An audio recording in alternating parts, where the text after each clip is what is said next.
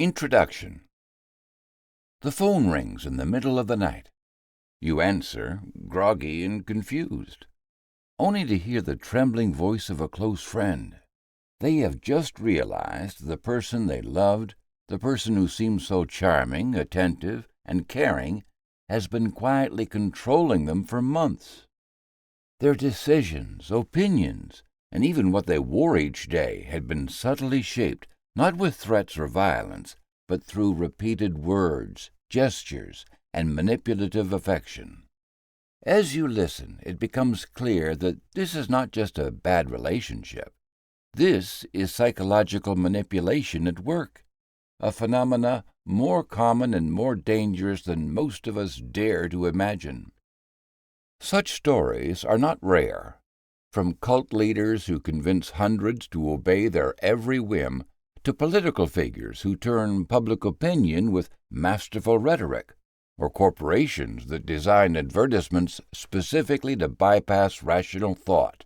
Dark psychology shapes our world in ways both visible and hidden. Sometimes the danger reveals itself suddenly, with catastrophic consequences. More often, though, it lurks in countless everyday interactions. The boss who undermines your confidence to control your choices, the media campaign designed to provoke fear or loyalty, or the influencer whose persuasive charm hides a calculated agenda. Whether we acknowledge it or not, we all live within an intricate web of social influence. Some threads are bright and positive, such as mentorship, inspiration, and connection. Yet there are also threads spun in darkness, built to mislead, coerce, and dominate.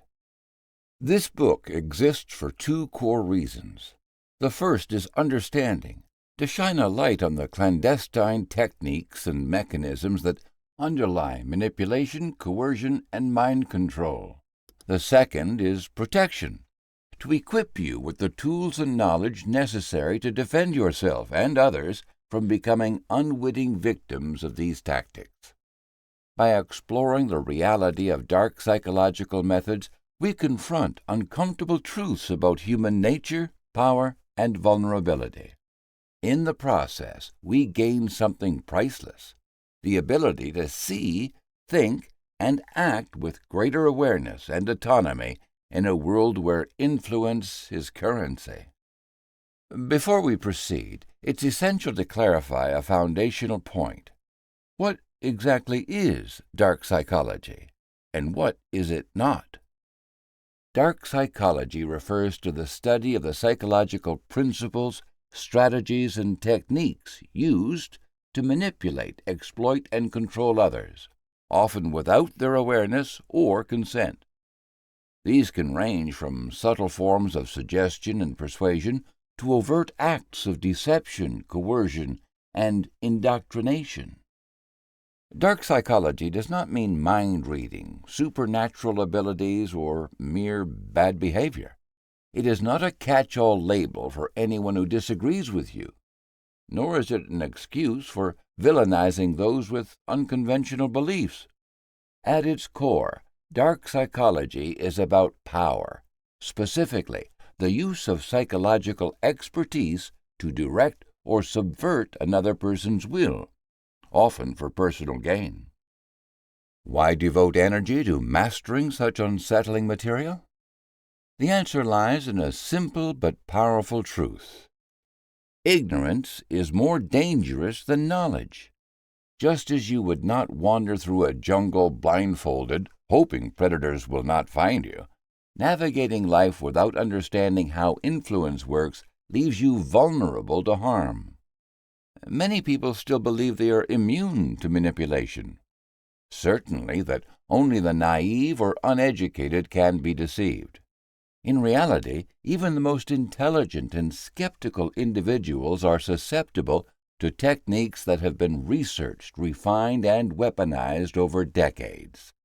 Recognizing these tactics is not a sign of fear or cynicism.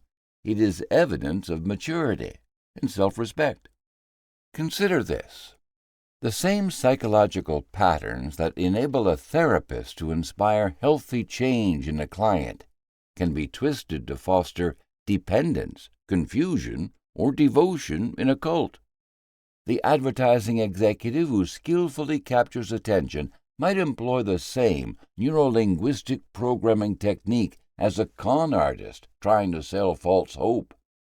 Hypnosis, a tool shown to relieve pain and anxiety, can also be exploited to implant false memories or alter judgment. When deployed ethically, influence nurtures growth, learning, and connection. When wielded without conscience, it becomes a form of psychological warfare. That is why ethics stand at the center of this exploration.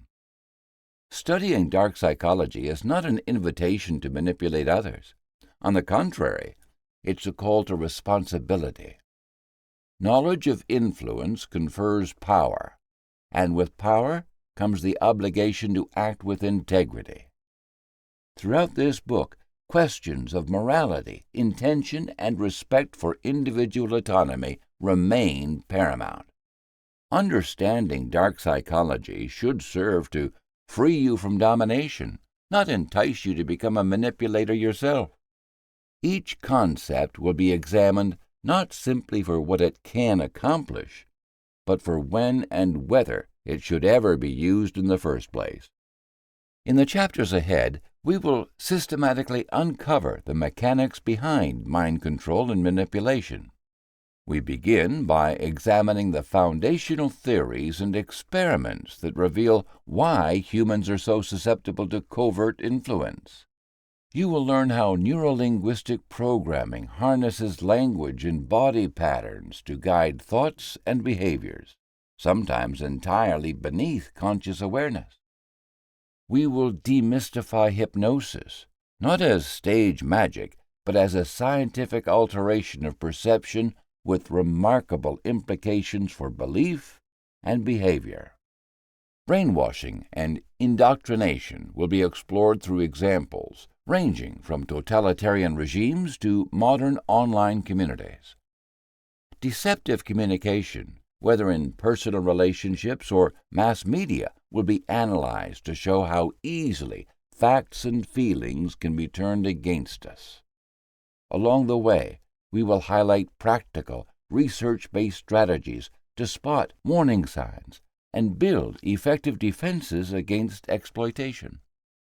This journey is relevant not only to those with a deep interest in psychology, but to anyone who wishes to thrive in environments where influence and persuasion play decisive roles, including business negotiations, romantic partnerships, classrooms, boardrooms, and political arenas.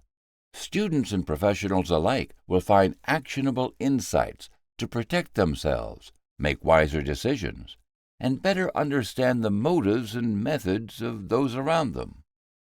Ultimately, the goal is clarity and empowerment.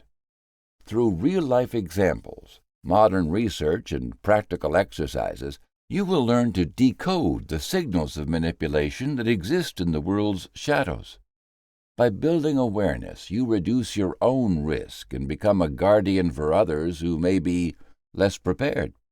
This is not merely academic exploration. It's a personal security for the mind. As we begin, remember that the line between positive influence and destructive manipulation is rarely obvious. Safeguarding ourselves and our communities demands vigilance, education, and compassion. By exposing the hidden world of dark psychology, we take the first step toward reclaiming our freedom, not just from others, but from the illusions that cloud our own perceptions. The truth may be unsettling, but it's also liberating. Welcome to the journey. Let us begin. Chapter 1. The Foundations of Dark Psychology. The foundations of dark psychology.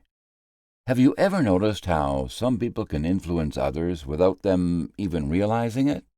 Why do certain messages or situations make us feel compelled to act, sometimes against our better judgment? What vulnerabilities in the human mind do these subtle tactics target, and how do they shape decisions in everyday life? This chapter will help you explore these questions by examining the hidden ways psychological knowledge is used to influence behavior, from gentle persuasion to more unethical manipulation, and reveal how understanding these processes can help you recognize and defend against them. Defining dark psychology and understanding mental vulnerabilities. Dark psychology centers on the use of psychological knowledge to deliberately influence, control, or manipulate the thoughts, feelings, and behaviors of others for personal gain. Unlike traditional psychology, which seeks to understand, support, and heal people, dark psychology focuses on how the human mind can be influenced in ways that are often hidden or deceptive.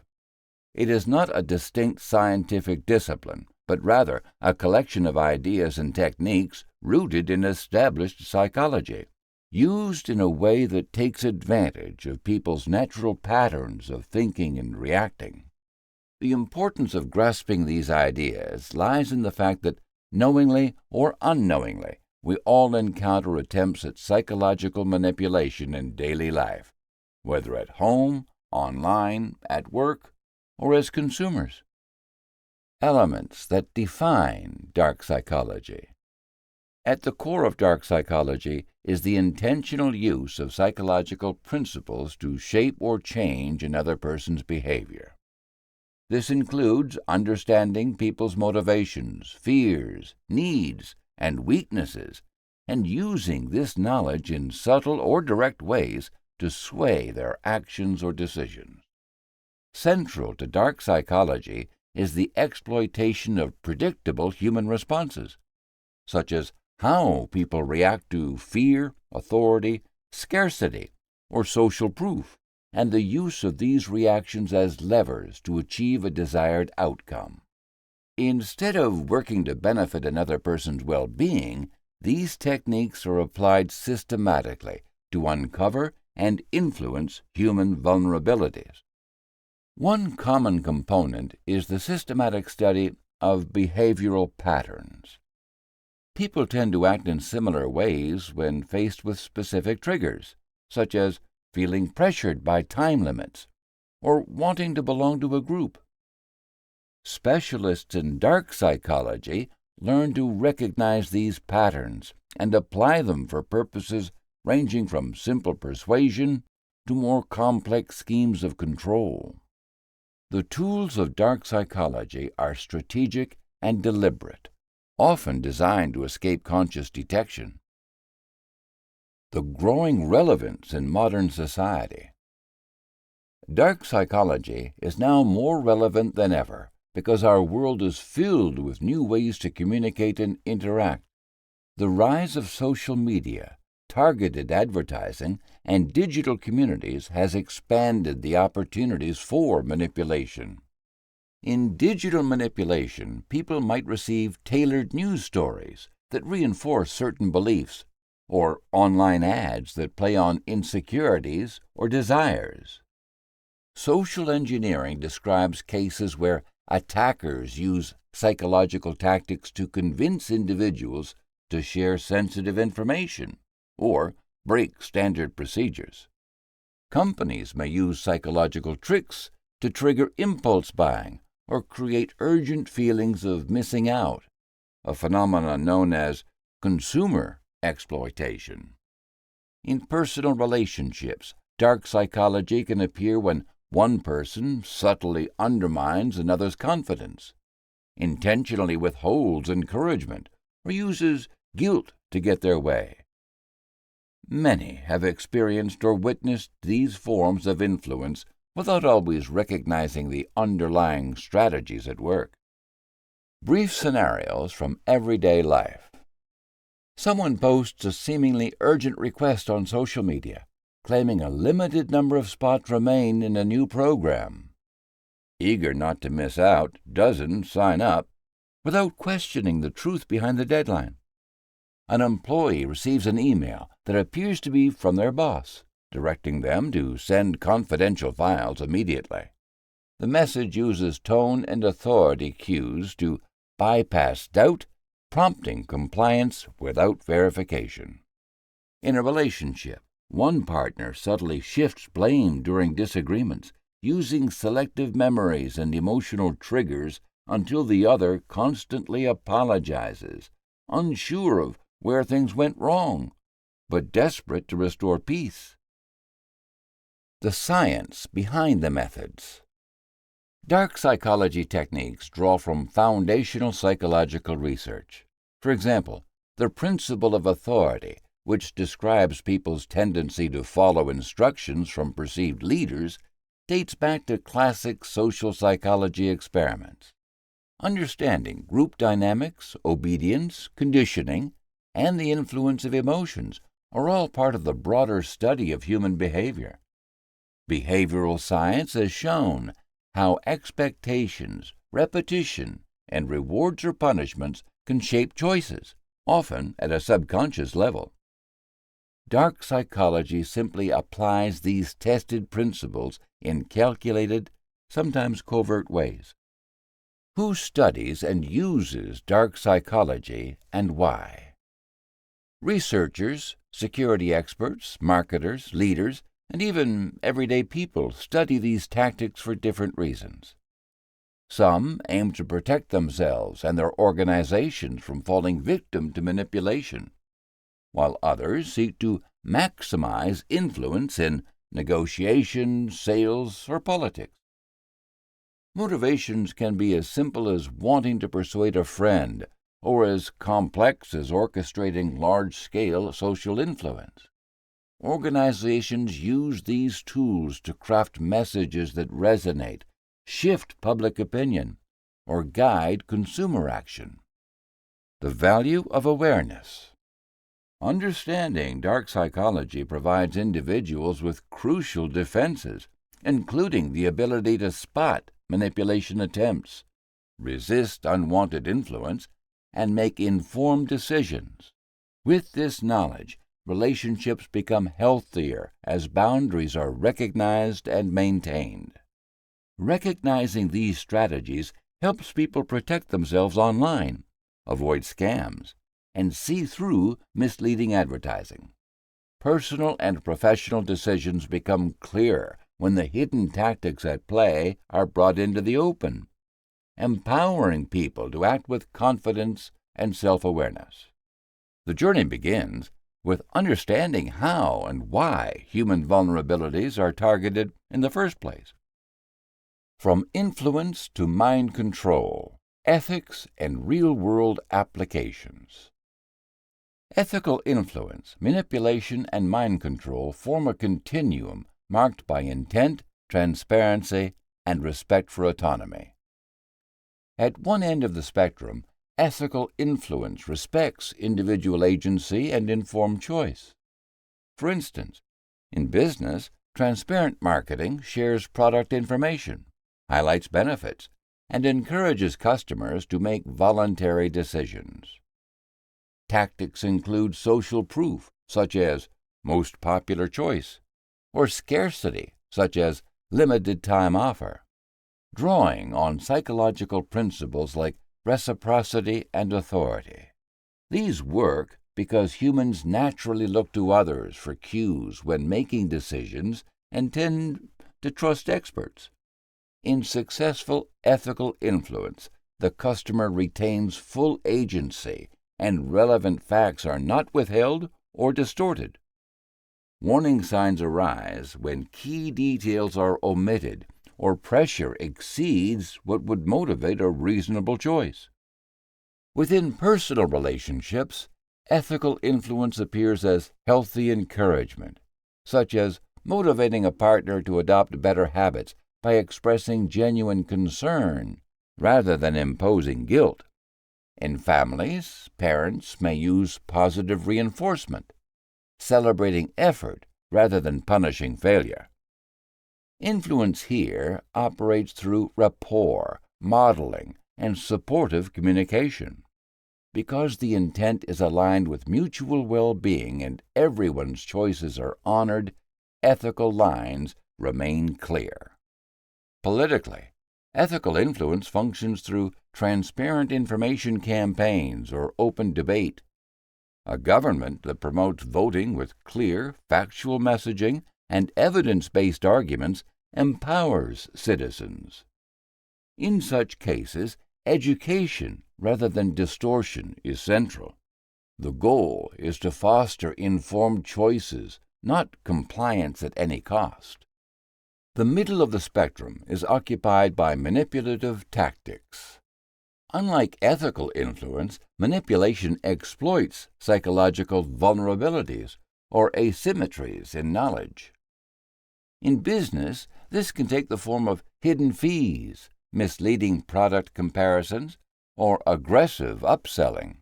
Sales staff may use manufactured urgency, such as "only one left in stock," or employ flattery and forced rapport to push the customer into acting before thoughtful reflection.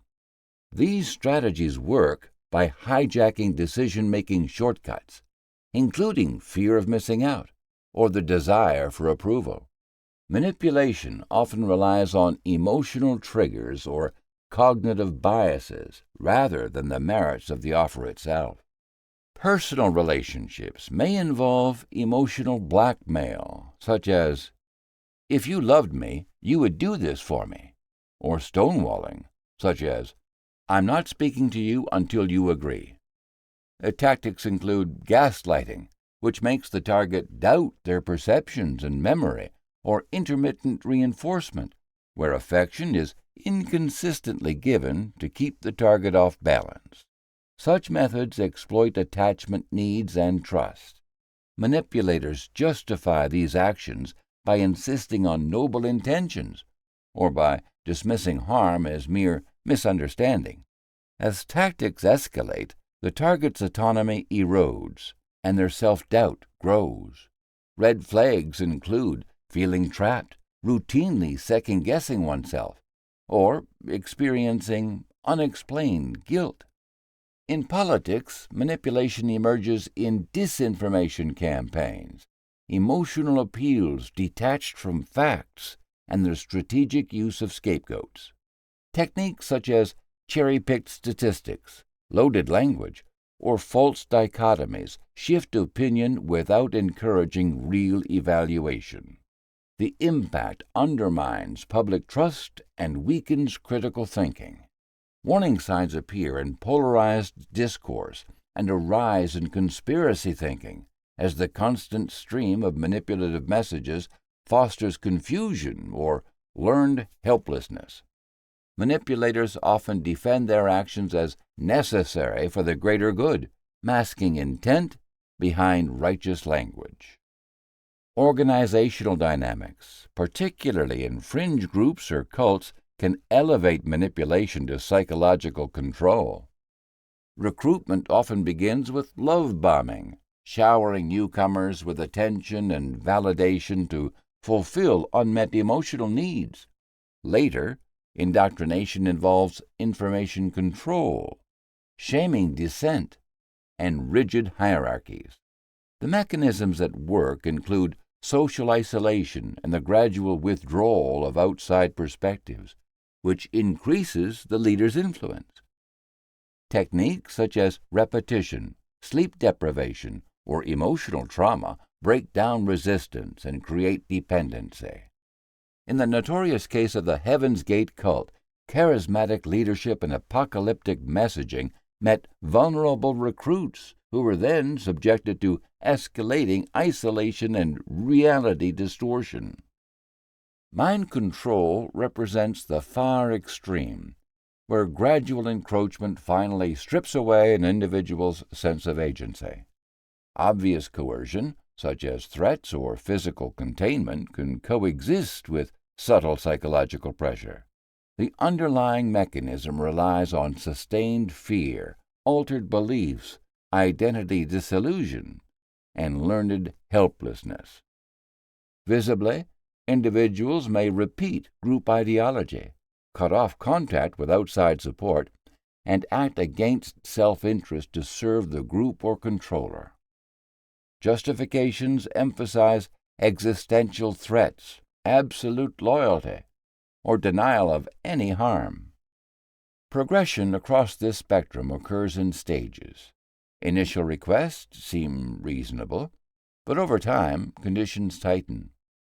The foot-in-the-door technique, in which small commitments are secured before larger demands, is common in both marketing and cult tactics. Ethical boundaries are crossed when transparency disappears, choice is undermined, and dissent is punished or pathologized. The impact on targets ranges from mild regret to severe psychological trauma, loss of independence, and damaged relationships.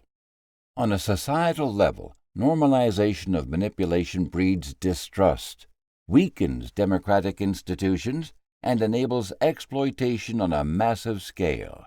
Recognizing tactics and context is the first step in defending against exploitation and upholding ethical influence. Now that we have explored the foundations of dark psychology, including its definition, the vulnerabilities it exploits, and its presence in everyday life, we are better equipped to recognize when manipulation occurs around us.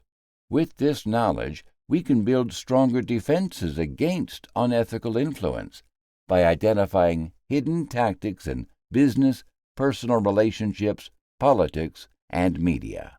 Awareness empowers us to maintain autonomy, make informed decisions, and promote ethical communication that respects choice and transparency.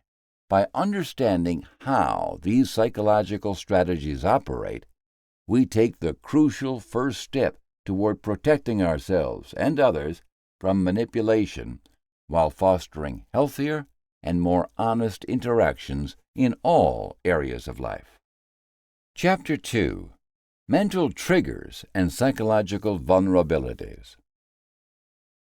Have you ever felt drawn to trust someone just because they seem important or confident, even when something inside you questions it?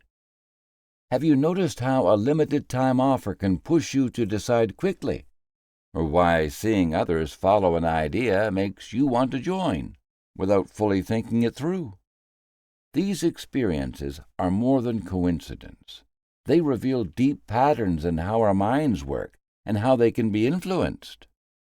Understanding these hidden forces helps us recognize when our thoughts and actions are being shaped by unseen hands. This chapter will guide you through the subtle psychological triggers that influence behavior, arming you with insight to see beneath the surface and protect your own mind from manipulation. Cognitive biases and emotional leverage in manipulation. When people encounter a person with authority, a strong psychological force comes into play known as authority bias. This bias pushes us to trust and follow those who appear to have power, expertise, or status, even when it goes against our best interests. In everyday life, this bias developed as a survival mechanism. Early humans benefited from obeying leaders, elders, or experts who often held life-saving information. Today, this instinct can be manipulated in both subtle and dramatic ways.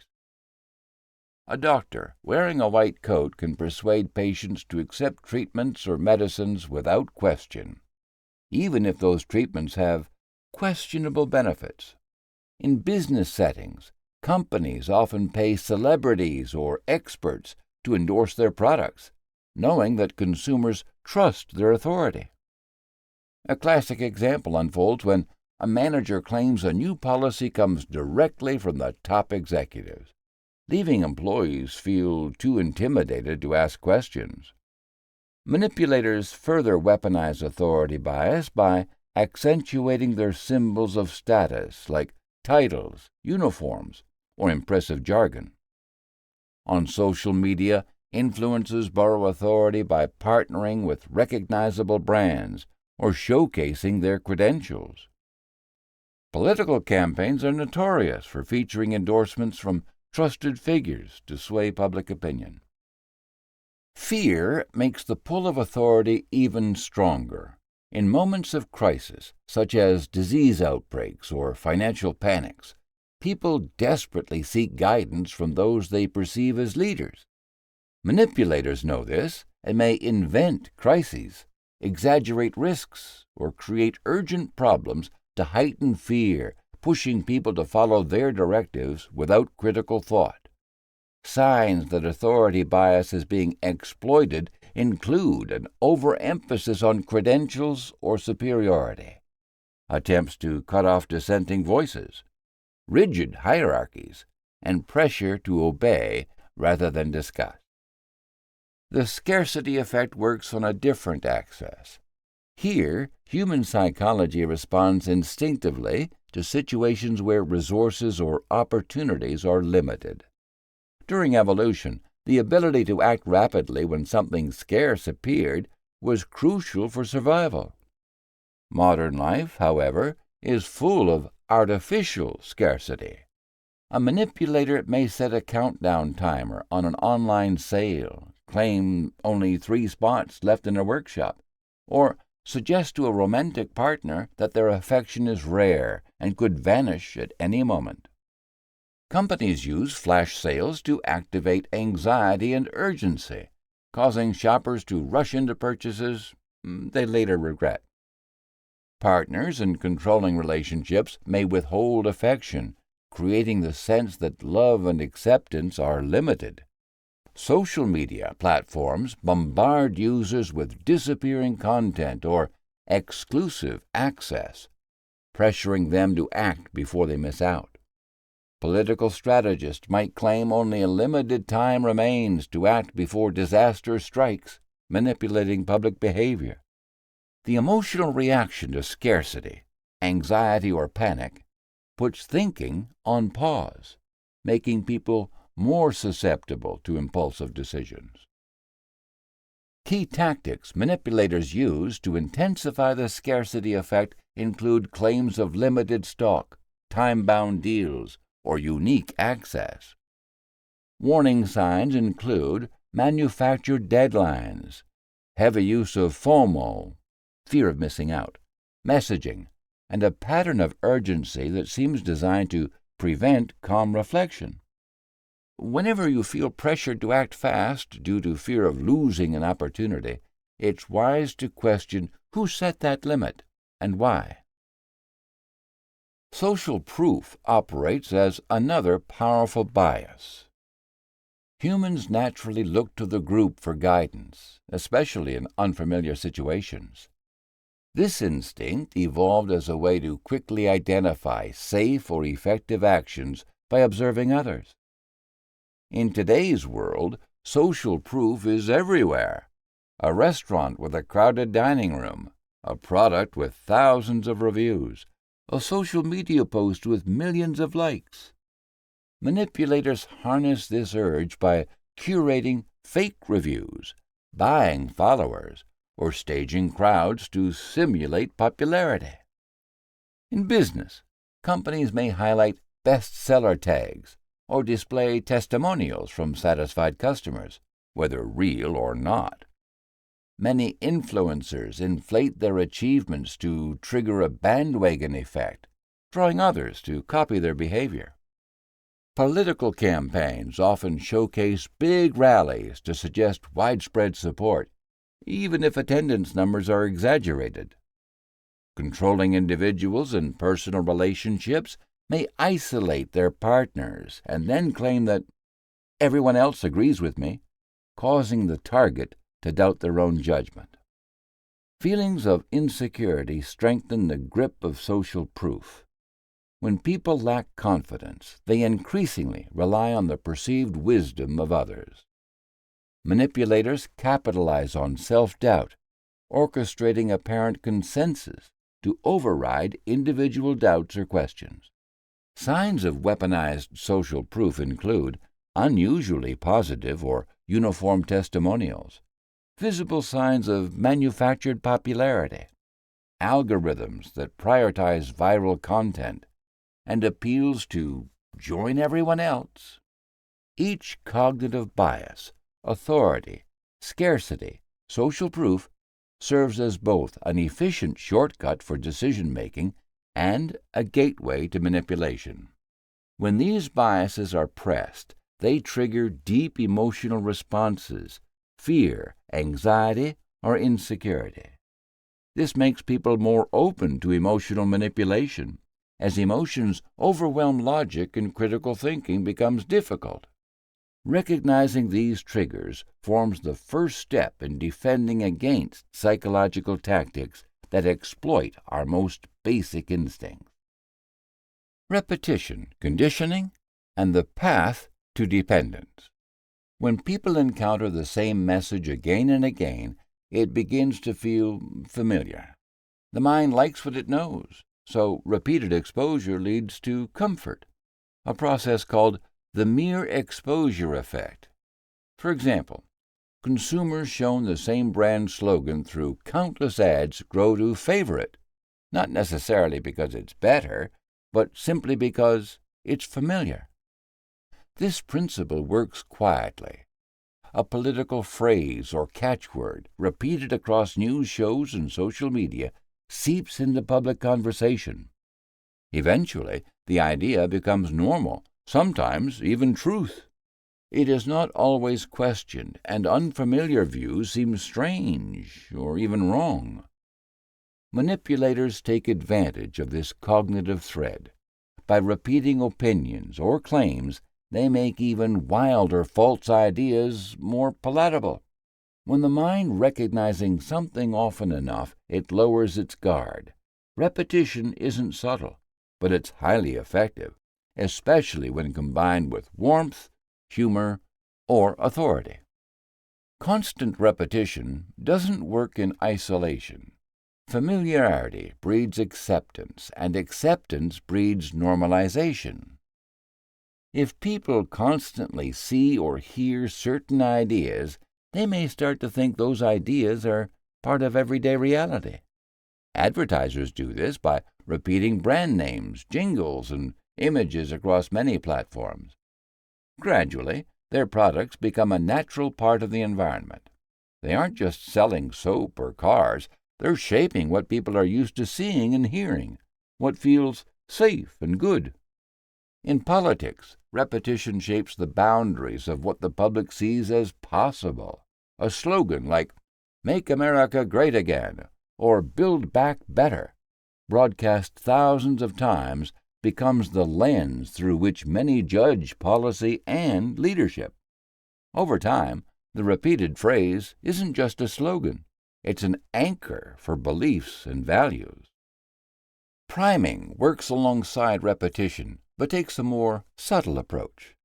Priming means exposing someone to cues that influence later thinking or behavior, often without their awareness. In a manipulative context, priming steers choices before a decision is even made. For example, if a news story frequently pairs a certain group with negative images or words, audiences start connecting that group with risk or discomfort, even when later exposed to neutral stories. The mind creates associations and reacts accordingly. Think about an advertisement that shows luxury cars in glamorous settings. Later, when choosing a car, people can find themselves favoring the brand that triggered feelings of prestige and excitement, even if they can't pinpoint why. Priming also occurs in mundane ways. A cult recruiter might invite prospective members to events filled with friendly faces and small gifts. Later, when the group asks for bigger commitments, visitors remember the warmth and generosity, making them more likely to say yes. A politician's campaign might repeatedly use photos of the candidate with popular local figures or children, priming voters to associate the candidate with trustworthiness and family values. None of these cues are direct commands, but they nudge thoughts, feelings, and decisions over time, creating emotional bonds that manipulators can exploit. Conditioning reinforces these effects by creating learned behaviors. Classical conditioning pairs something neutral with something meaningful, so that the neutral thing eventually triggers the same reaction.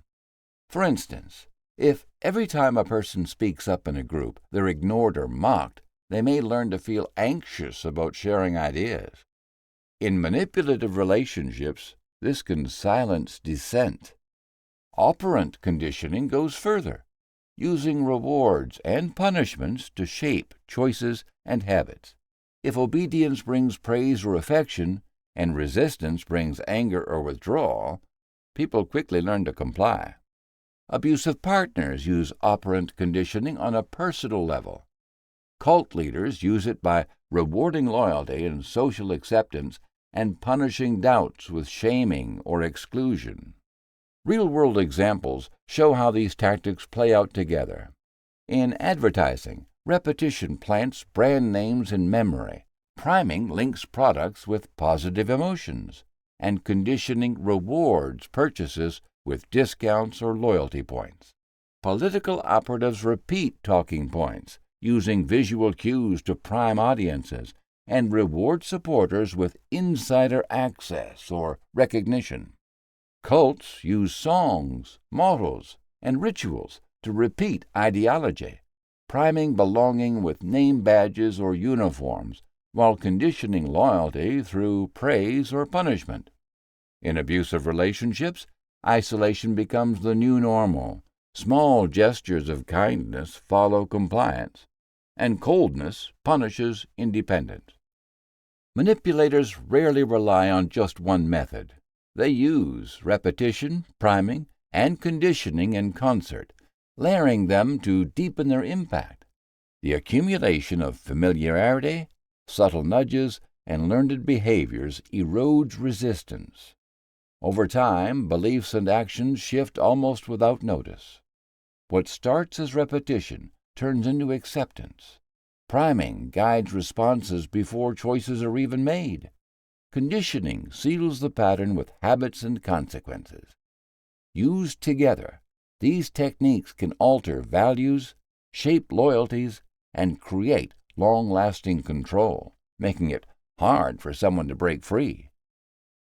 Now that we understand how cognitive biases like authority, scarcity, and social proof, along with repetition, priming, and conditioning, work together to shape thoughts and behaviors, we can better recognize when these psychological tools are being used to manipulate us. Awareness of these tactics empowers us to pause, question urgent demands, and resist emotional pressures designed to bypass our critical thinking. By identifying these patterns in everyday life, from advertising and politics to personal relationships, we gain practical defenses against undue influence and regain control over our own decisions. This knowledge is a vital step toward protecting ourselves from hidden forces that exploit our minds and emotions, allowing us to make choices rooted in reason rather than manipulation. Chapter 3: NLP and Covert Linguistic Manipulation. What if the words you hear every day are quietly shaping your thoughts, feelings, and decisions without you even noticing? How much control do you really have over your own choices when language itself can be used as a tool to influence you beneath the surface of awareness? These questions challenge us to rethink how communication works, not just as a simple exchange of information, but as a complex force that can guide behavior, alter emotions, and steer minds in subtle ways. Understanding this hidden power is essential for anyone seeking to recognize when influence crosses into manipulation and to protect themselves from being unknowingly swayed in the arenas of business, politics, relationships, and beyond. NLP's influence on the subconscious and emotional anchoring. Neuro-linguistic programming, or NLP, works as a toolkit for understanding and shaping the way people think, feel, and act. At its core, NLP relies on the idea that language influences how the brain interprets and organizes experience. Every word, tone, and gesture can shape mental processes below the surface of awareness.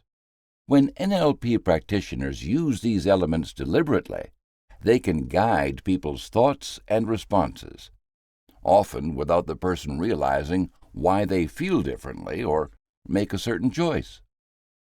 The core of NLP is the connection between language, the brain's neural pathways, and behavior. Words are not just symbols. They trigger mental images, emotions, and habits.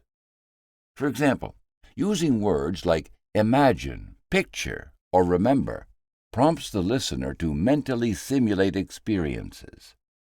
This process goes beyond conscious awareness. Our brains respond to these cues by activating the same networks as they would during a real experience. This means that structured language can reshape emotional responses, beliefs, and even routine behaviors. NLP practitioners often begin by paying close attention to a person's existing patterns in speech, posture, and thinking. These patterns reveal how that person processes information. For example, someone who often says, "I see what you mean," likely processes information visually. In contrast, someone who says, "That sounds right," operates more through auditory representations. By identifying such patterns, NLP users tailor their language and approach to match the subconscious processing style of their subject. This mirroring creates a sense of familiarity and comfort, making the person more open to suggestion and influence.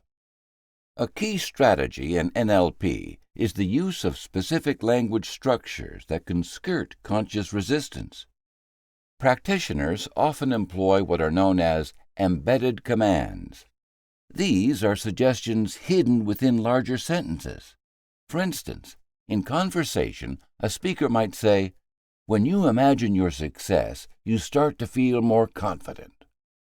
The phrase, "imagine your success," embeds an instruction in a way that sounds casual. The mind, especially when relaxed or engaged in normal conversation, often acts on such suggestions without fully analyzing them. This method is common in persuasive settings, from sales pitches to therapy sessions. Another method involves presuppositions, statements that assume a certain belief or state already exists.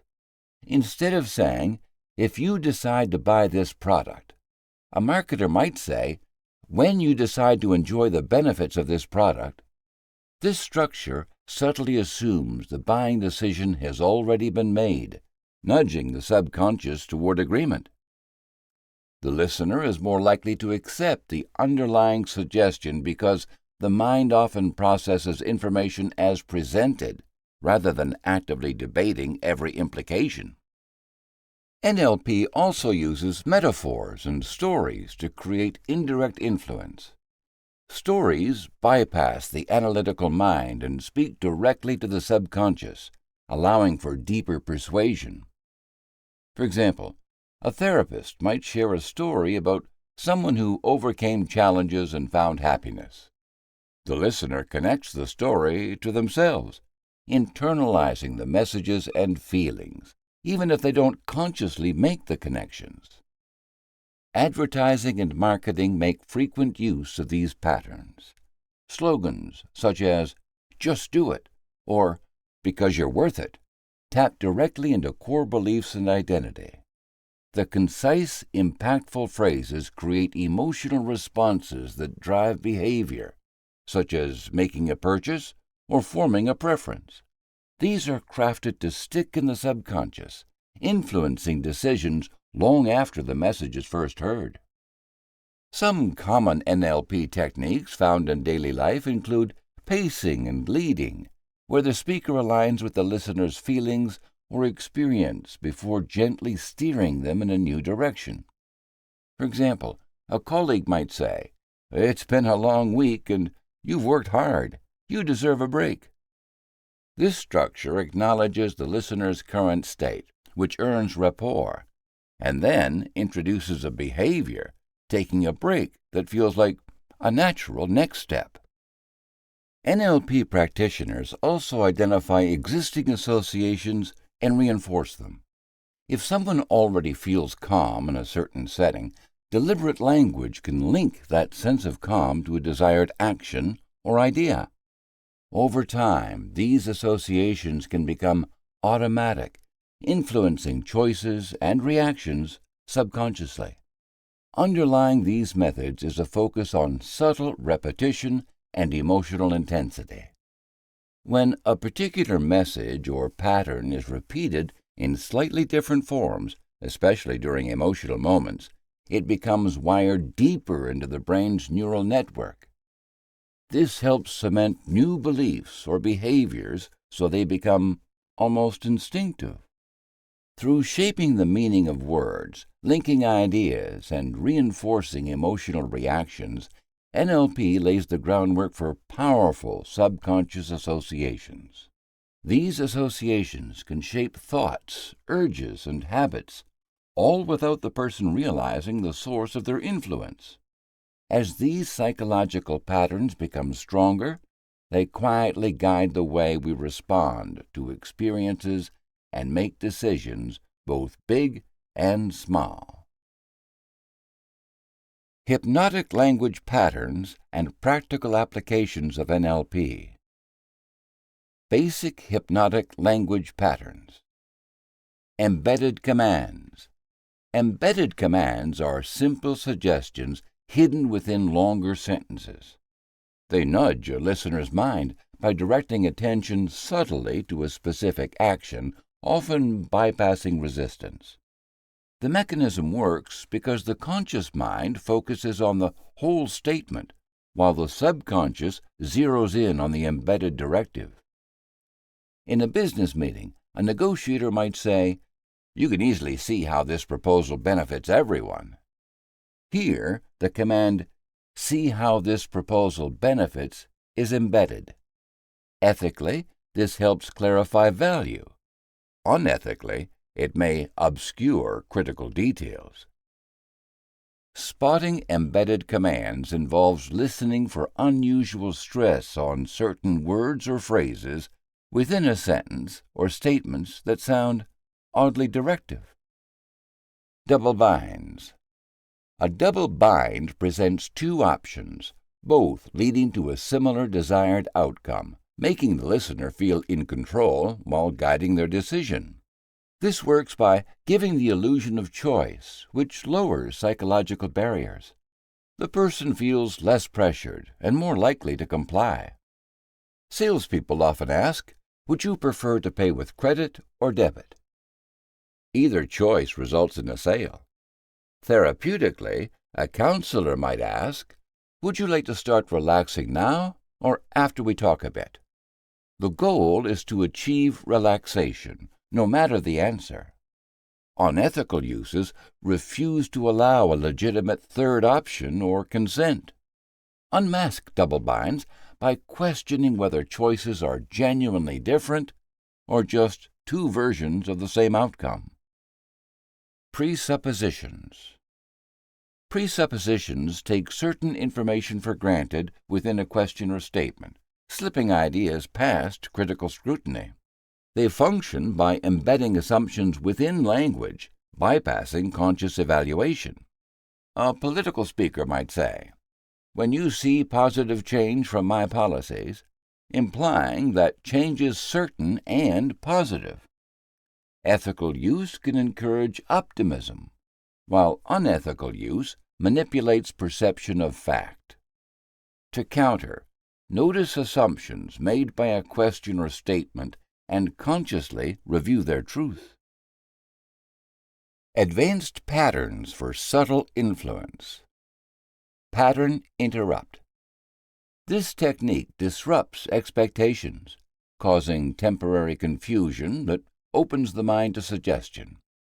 It's effective because a startled or confused mind becomes briefly vulnerable as it scrambles to make sense of reality, and is open to influence during the gap. In marketing, a pop-up ad might flash an unexpected image, then quickly display a "sign up now" call to action. Politicians might tell a sudden joke during tense debate to break tension and redirect emotion. Sometimes clinicians use it to jolt a client out of an anxious loop. Ethically, it refreshes attention. Unethically, it can shock someone into compliance. Signs include abrupt changes in tone, topic, or logic. Defend by pausing and reviewing the conversation if you feel momentarily off balance. Analogical storytelling. Analogical storytelling shares a lesson, solution, or value through a relatable story rather than direct advice, allowing listeners to draw their own conclusions.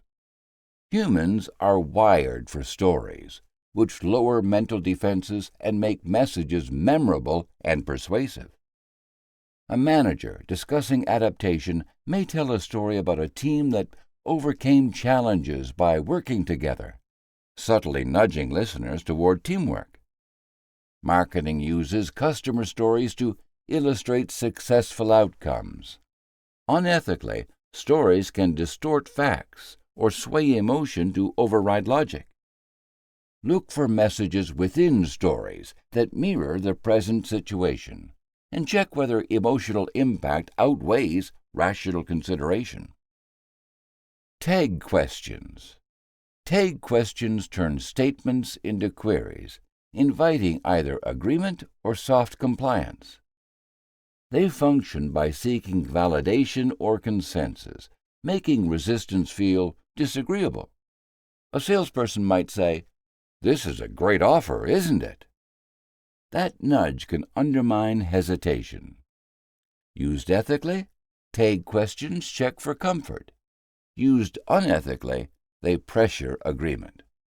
Notice raised inflection at the end of statements, and be wary of statements that anticipate your consent.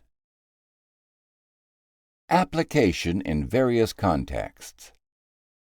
Business negotiations often blend embedded commands and double binds as negotiators direct meetings and frame outcomes. Recognizing these cues helps you ask clarifying questions and keep control. Sales conversations pair tag questions and presuppositions to nudge customers toward decisions. For defense, slow down and refuse binary choices if a third option exists. Political speeches frequently employ presuppositions and analogies, subtly guiding public opinion. Dissect each statement for assumptions and implied outcomes. Therapists commonly use analogous storytelling to lower resistance in positive, healing ways.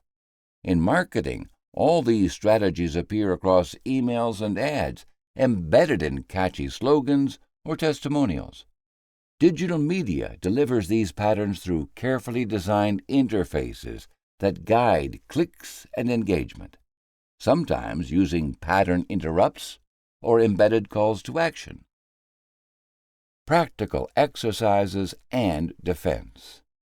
Listen to or read recordings of real conversations, marking embedded commands, double binds, and tag questions.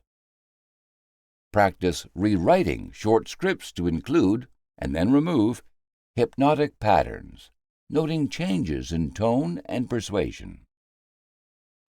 Role-play sales or negotiation scenarios, setting boundaries or asking for clarification to resist subtle influence. Develop ethical filters. Ask if the recipient clearly understands choices and if consent is respected. Ethical framework.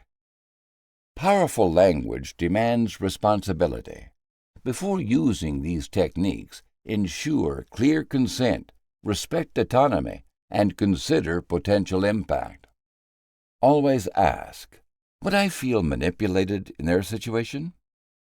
Transparency builds trust, especially in written and digital communication, where intent can be harder to read. professional responsibility means never weaponizing influence against someone's best interests. Ethical persuasion respects the person behind the choice.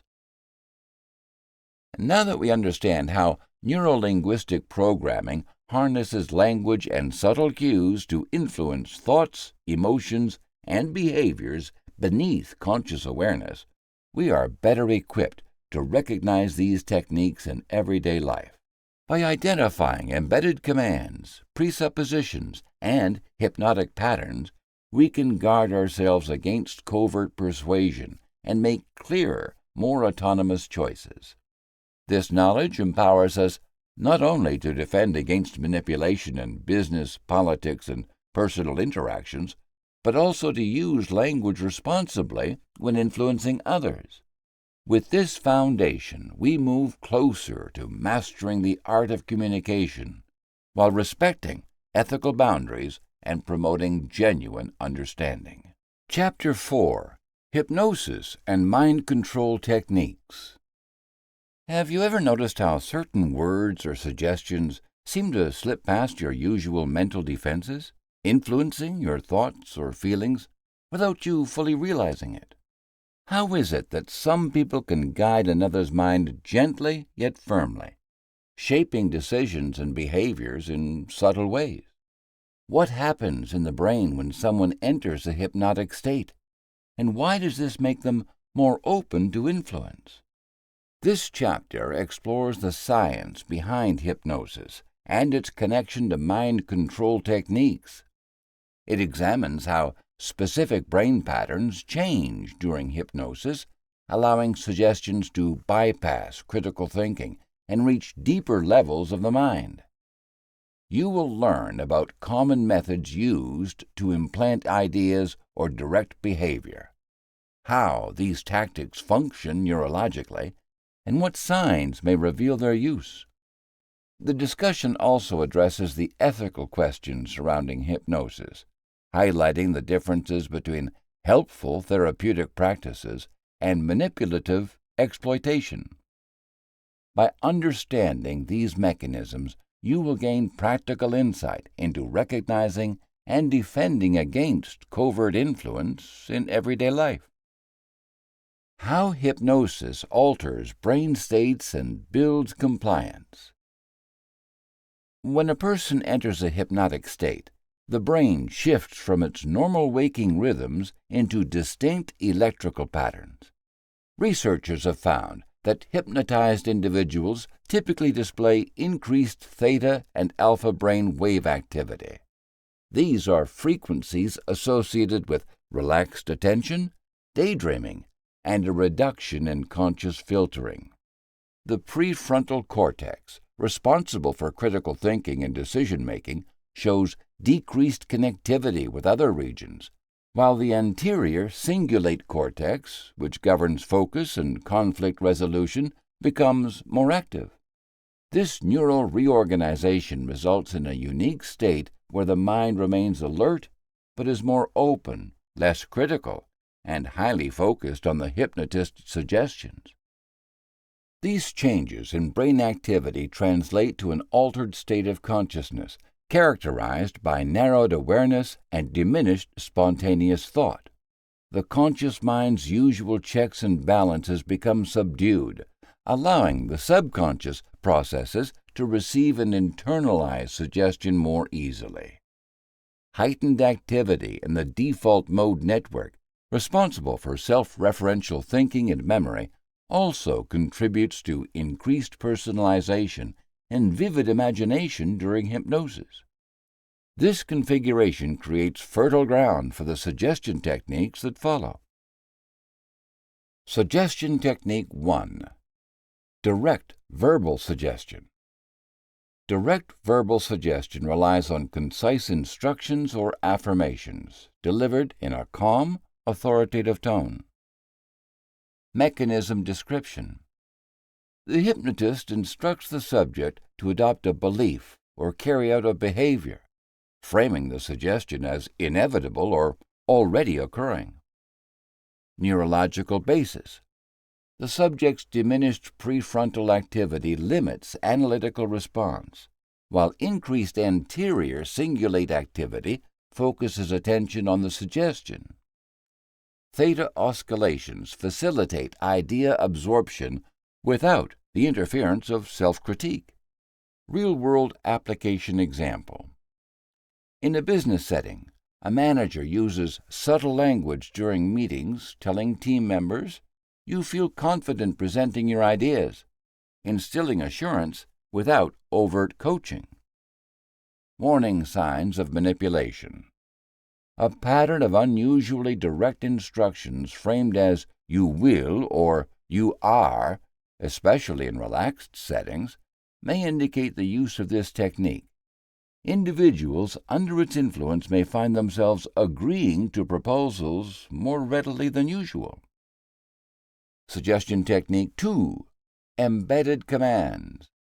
Embedded commands involve hiding orders or ideas within longer, non-threatening sentences. Mechanism description.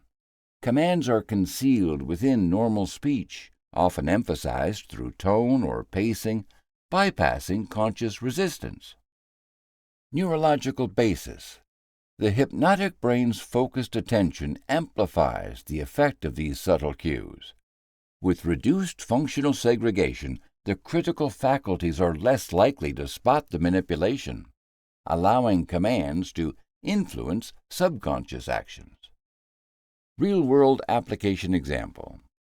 In personal relationships, someone might say, "While you're relaxing here, you might find it's easier to trust me," blending comfort with a subtly embedded directive. Warning signs of manipulation. Repeated exposure to statements carrying hidden directives, particularly when normal resistance is lowered, such as during moments of fatigue or emotional openness, may indicate exploitation. Suggestion Technique 3.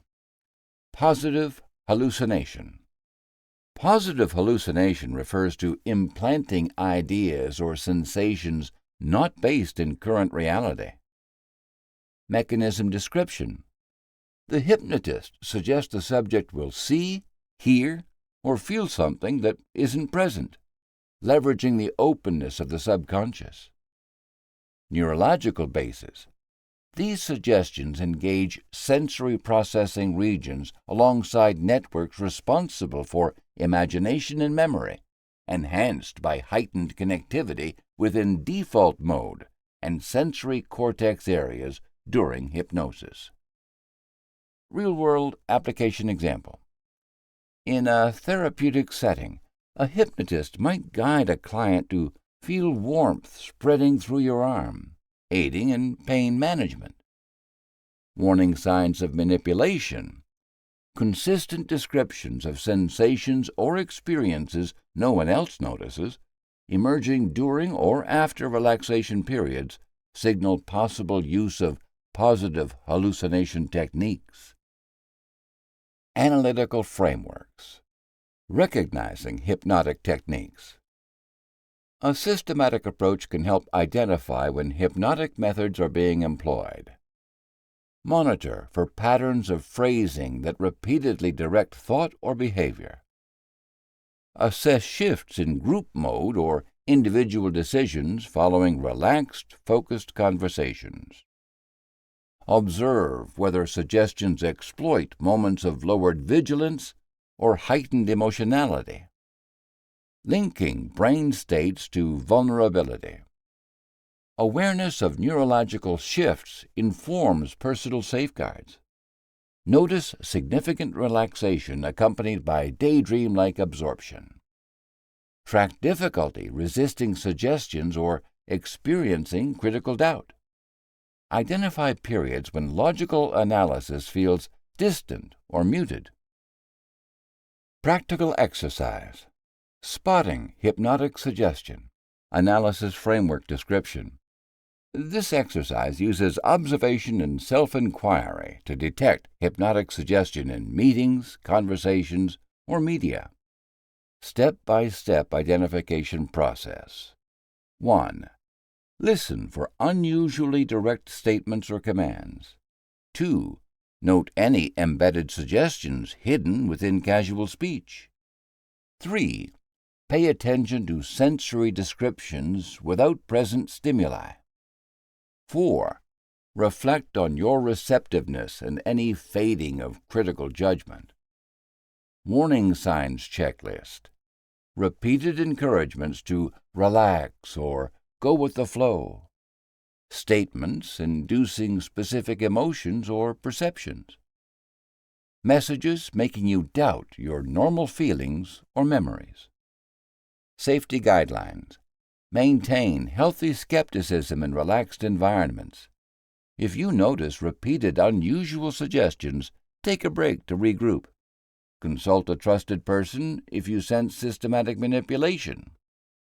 These foundations clarify both the science of hypnosis and the mechanisms that turn suggestibility into vulnerability, forming a base for deeper discussions of trance and ethical practice ahead. Trance states, influence, and ethical considerations. Trance states occur when the brain shifts into a focused, highly receptive mode. These states can range from light, such as daydreaming or losing track of time during a familiar drive, to deep, as seen in clinical hypnosis or intense meditation. During a light trance, external distractions fade and attention narrows. In deep trance states, awareness of physical surroundings and self can diminish almost entirely. Both forms create conditions in which an individual is more suggestible, open to influence, and less likely to critically evaluate incoming ideas.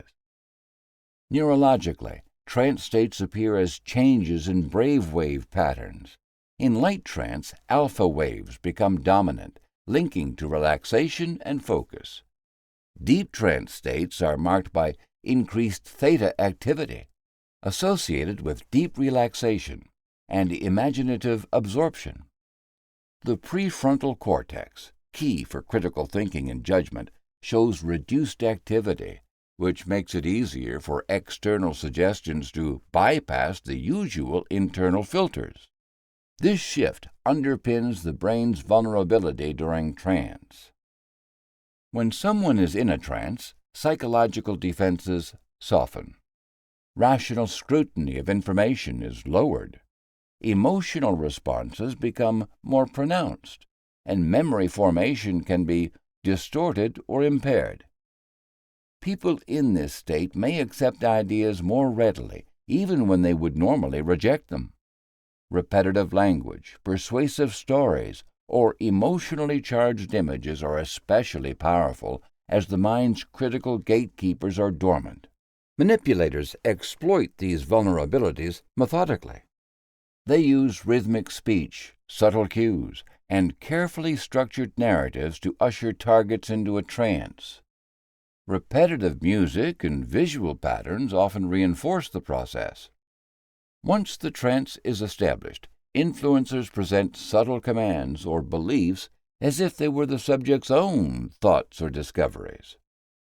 They may anchor certain responses to specific triggers, gestures, words, or images, so that even after the trance, the individual unconsciously reacts as planned. In marketing and advertising, this effect is common. Commercials use rhythmic music, compelling visuals, and emotionally charged scenes to place viewers in a semi-trance. Neuromarketing studies show that people remember branded messages more accurately and feel more emotionally connected to products when targeted during trance-like states, such as watching television, scrolling through social media, or listening to repetitive jingles. Campaigns may also subtly plant decision triggers, such as associating certain colors or sounds with desire or comfort, leveraging learned associations established during trance. Religious and cult programming often pushes trance to its limits. Charismatic leaders employ ritual chants, drumming, and repetitive group affirmations to induce deep trance states. In these states, adherents are encouraged to suspend independent thought, accept new doctrines without question, and internalize directives that shape behavior long after the ritual ends. Studies of cult dynamics have shown how group trances erode individuality, increasing susceptibility to indoctrination and obedience. Interpersonally, trance manipulation appears in abusive relationships and confidence schemes. Manipulators use intense eye contact, repetitive phrases, and emotional swings to destabilize the target's mental state, nudging them into compliance. One well-documented case involved a con artist who convinced victims to transfer large sums of money simply by weaving hypnotic language and suggestions into casual conversation, exploiting their trance-induced lowered defenses. Mass media also leverages trance states. News programming may repeat emotionally charged stories, interspersed with familiar phrases and vivid imagery to keep viewers in a cycle of fear or heightened engagement. Over time, this constant exposure creates a pattern of passive acceptance. Audiences become more likely to adopt the viewpoints presented, mistaking repeated narratives for truth. Not all trance induction is unethical. Therapists use hypnosis to help people quit smoking, manage pain, or overcome trauma. The ethical distinction centers on intent, consent, and transparency.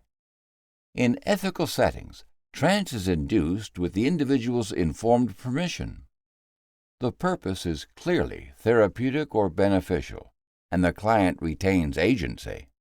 Unethical induction hides its true aim, lacks clear consent, and serves to benefit the manipulator rather than the subject.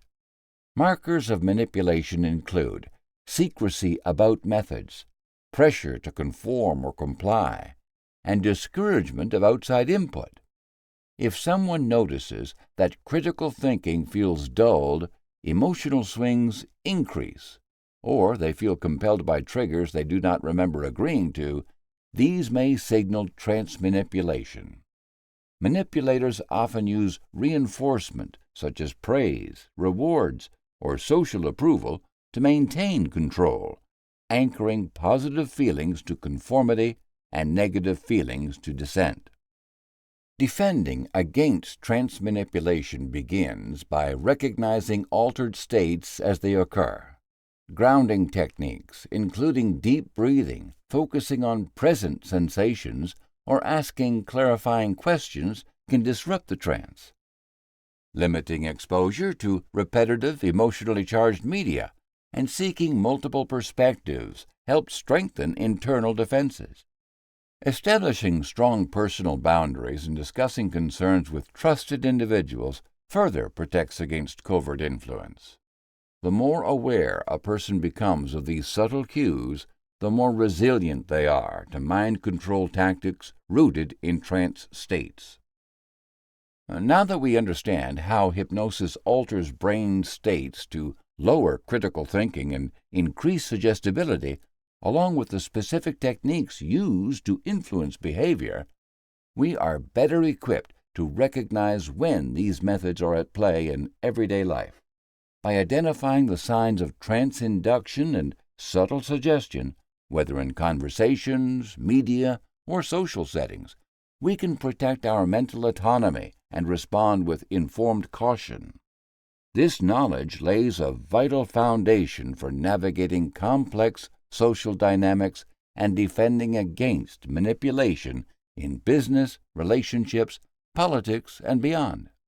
It empowers us to maintain control over our own thoughts and decisions as we explore these themes further. Chapter 5. The Mechanics of Brainwashing. Have you ever noticed how some people seem to change their beliefs or behaviors almost without realizing it? How does someone come to accept ideas that once felt foreign or even wrong? What kinds of tactics allow groups, leaders, or even everyday situations to influence the way we think so deeply that we lose sight of our own judgment? This chapter examines the subtle yet powerful techniques used to reshape minds and control perception. It explores how isolation, exhaustion, controlled information, emotional rewards, and social pressure work together to break down individual resistance. You will also learn about the ways language and thought patterns are altered to limit independent thinking. By understanding these methods, drawn from cults, workplaces, and broader society, readers will gain insight into how minds can be reshaped and how to recognize and defend against these strategies in real life. Systematic thought reform and identity manipulation. Cults and authoritarian groups rely on structured systems that methodically reshape the way individuals think, behave, and even perceive reality. These processes start well before formal brainwashing and are rooted in manipulating the target's physical and psychological environment. Environmental and social isolation. Manipulators begin by severing outside connections, often physically relocating members to group compounds, dormitories, or tightly controlled workspaces. Social ties with family and friends are discouraged or broken, leaving individuals dependent on the group as the primary source of affirmation and information. This tactic also appears in business environments, such as corporations whisking new hires to intensive off-site retreats with limited communication to the outside world. Isolation produces anxiety and uncertainty. People start second-guessing their own beliefs without anyone outside the group to validate their perceptions. A classic warning sign is a growing sense of us versus them thinking, along with restricted contact with those not inside the group. Sleep deprivation and physical exhaustion. Lack of sleep and constant activity reduce mental resilience. Groups use frequent meetings, late-night rituals, or physically demanding tasks to exhaust members. Notorious cult leaders scheduled lengthy prayer sessions or labor shifts, leaving members too tired to question group norms. In corporate settings, extended work weeks and crunch time periods have a similar effect, subtly making workers more compliant. Chronic fatigue diminishes analytical thinking. Extreme tiredness makes it easier to accept new truths or group doctrine without resistance. Warning signs include a rigid schedule with little personal time, pressure to stay awake or skip meals, and encouragement to push through exhaustion for the sake of the group. Information control and selective exposure. Groups restrict the information members receive. They ban books, discourage outside news, and promote internal media full of key messages and group success stories. A cult may confiscate phones, while an organization might block certain websites or provide one-sided company town halls. Members become unable to meaningfully challenge group narratives. The psychological impact is subtle. Critical thinking erodes, and individuals feel anxious if they encounter conflicting evidence. Examples include email lists curated only for positive feedback, or news bulletins that always cast the organization in a favorable light. Repeated exposure to the same filtered messages is a major warning sign. Love bombing and intermittent reinforcement. Early on, new recruits are flooded with affection, praise, or material rewards, a process called love bombing. In cults, this might be a rush of compliments and shared meals. Businesses do this through public shout-outs, team outings, or quick promotions. Later, this attention is pulled back, only to be dispensed unpredictably. This creates a powerful psychological dependency as members crave positive reinforcement and fear losing it. The effect mirrors gambling's unpredictable reward schedule. When praise or affection becomes rare, recipients intensify efforts to regain approval. Warning signs include sudden shifts from warmth to coldness from group leaders or managers, and rewards that feel unpredictable. Breaking down resistance through group pressure. Groupthink is cultivated by encouraging confession sessions, public self-criticism, or unanimous votes. New ideas are not discussed individually, but in groups where dissenters are pressured or ignored. In workplaces, brainstorming is replaced with alignment meetings, where deviation from consensus is discouraged. Social pressure triggers conformity.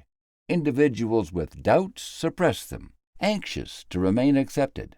You might notice hesitance to voice unpopular views, laughter that feels forced, or silence during critical topics.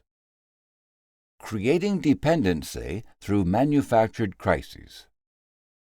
Crisis is used to create urgency and dependence. Cults warn members of imminent apocalypse or betrayal from outsiders. Businesses speak of looming layoffs or market collapses. These crises, whether real or exaggerated, position the group as the only safe harbor. A heightened sense of danger pushes members to stick together and accept extraordinary demands. Warning signs are constant crisis language, calls for unity against vague enemies, and demands for extraordinary sacrifices. Reformulating language and loading the language.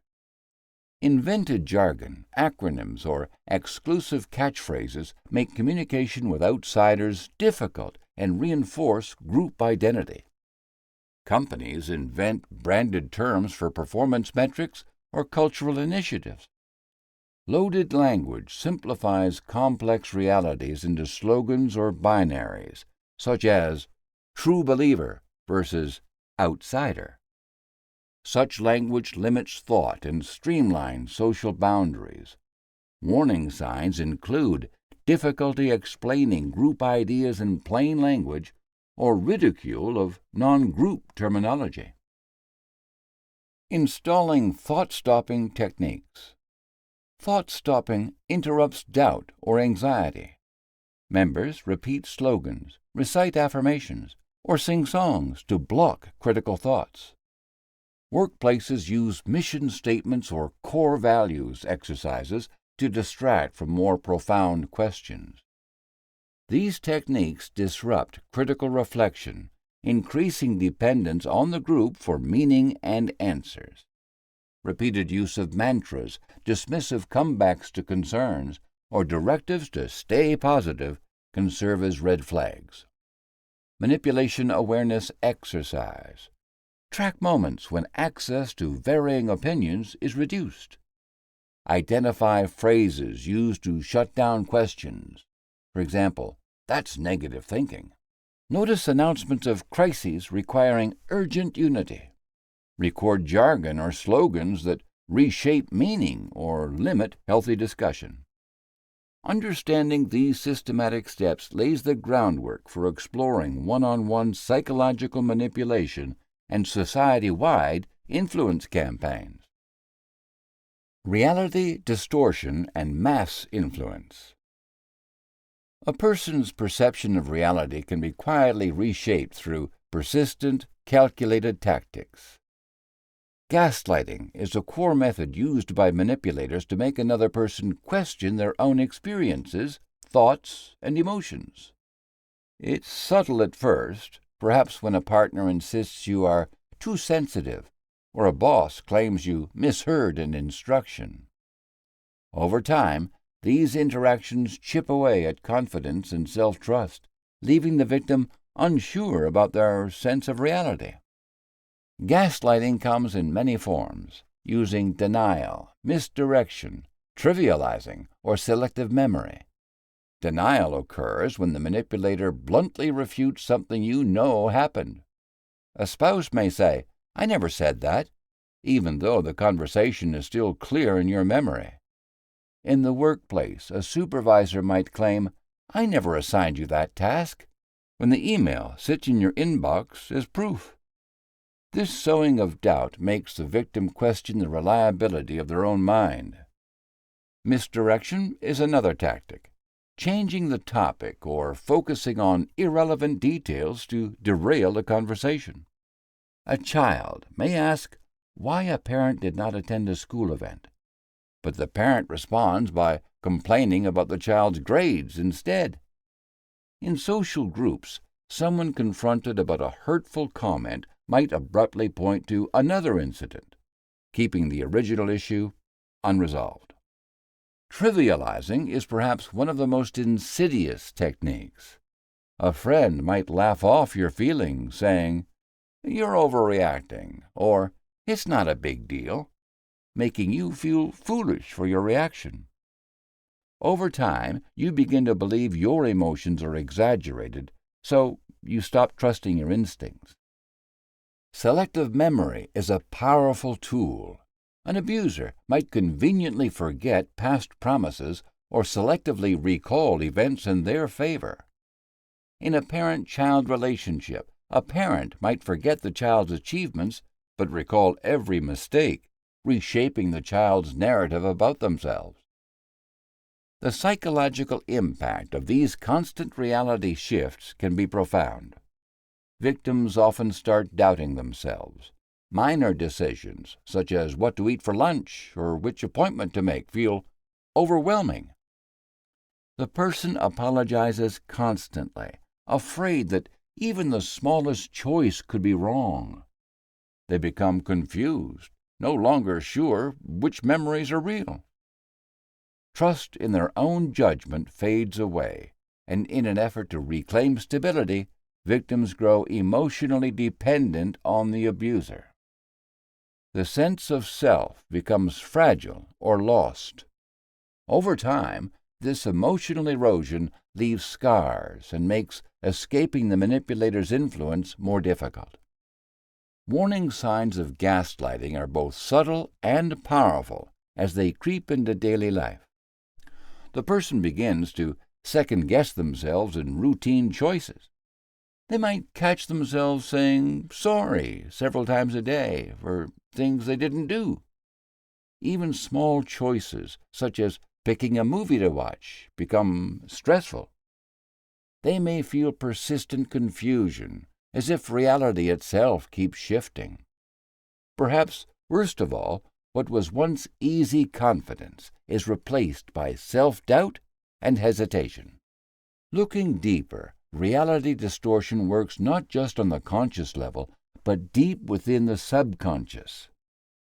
Information control is a primary tactic. Manipulators filter what the victim sees or hears. A partner might hide messages, withhold details, or share only information that paints themselves in a favorable light. Isolation ensures there are fewer outside voices to challenge the new reality being constructed. The abuser might discourage contact with friends or family, saying, "They don't really care about you," until the world narrows to just the abuser's perspective. Emotional manipulation feeds directly into altered senses of truth. An employer might reward loyalty to the company's version of events and punish any questioning. They may encourage employees to doubt each other or themselves, manipulating group emotions for control. Truth distortion means changing facts to suit the manipulator's agenda. A leader in a social group might consistently bend the story, changing what happened, who did what, and whose feelings matter, until only their version remains. Memory manipulation can look like turning every argument back on the victim, forcing them to accept blame for things they don't remember doing. Each tactic works because it disrupts the mind's natural checks. We want to trust the people around us, so when someone close blurs reality, our brains try to rationalize it. On a larger scale, these methods are not limited to individuals.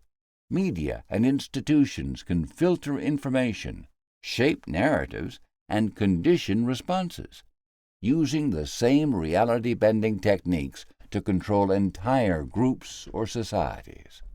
This leaves people unsure what is true and dependent on outside authority for answers.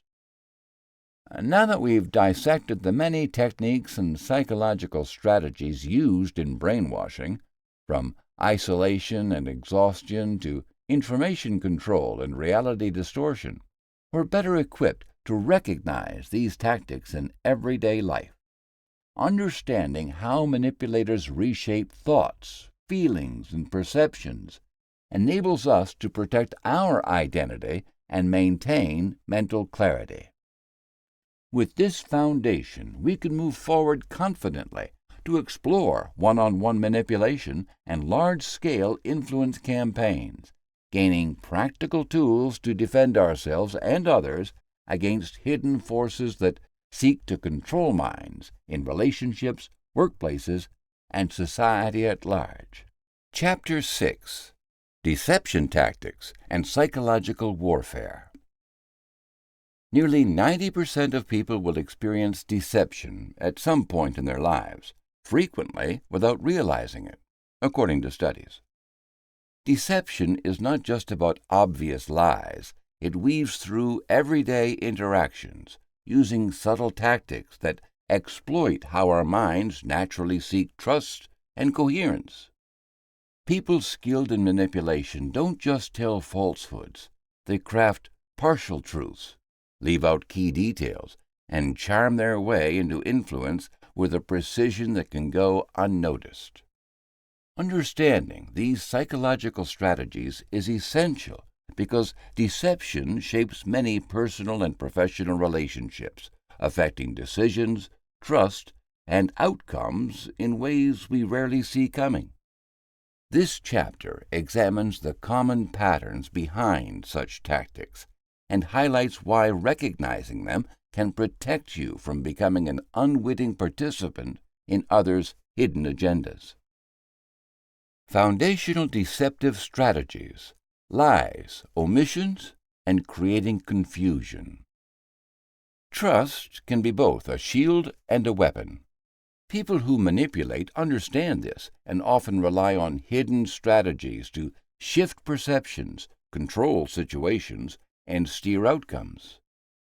The most accessible tool in their kit is the direct lie, a blunt falsification of reality. Whether in a meeting where a colleague claims a project is further along than it is, or when someone insists they were stuck in traffic instead of admitting they simply forgot plans, direct lies bend the truth outright. The psychological impact of a direct lie stems from one core fact: we are primed to trust others by default.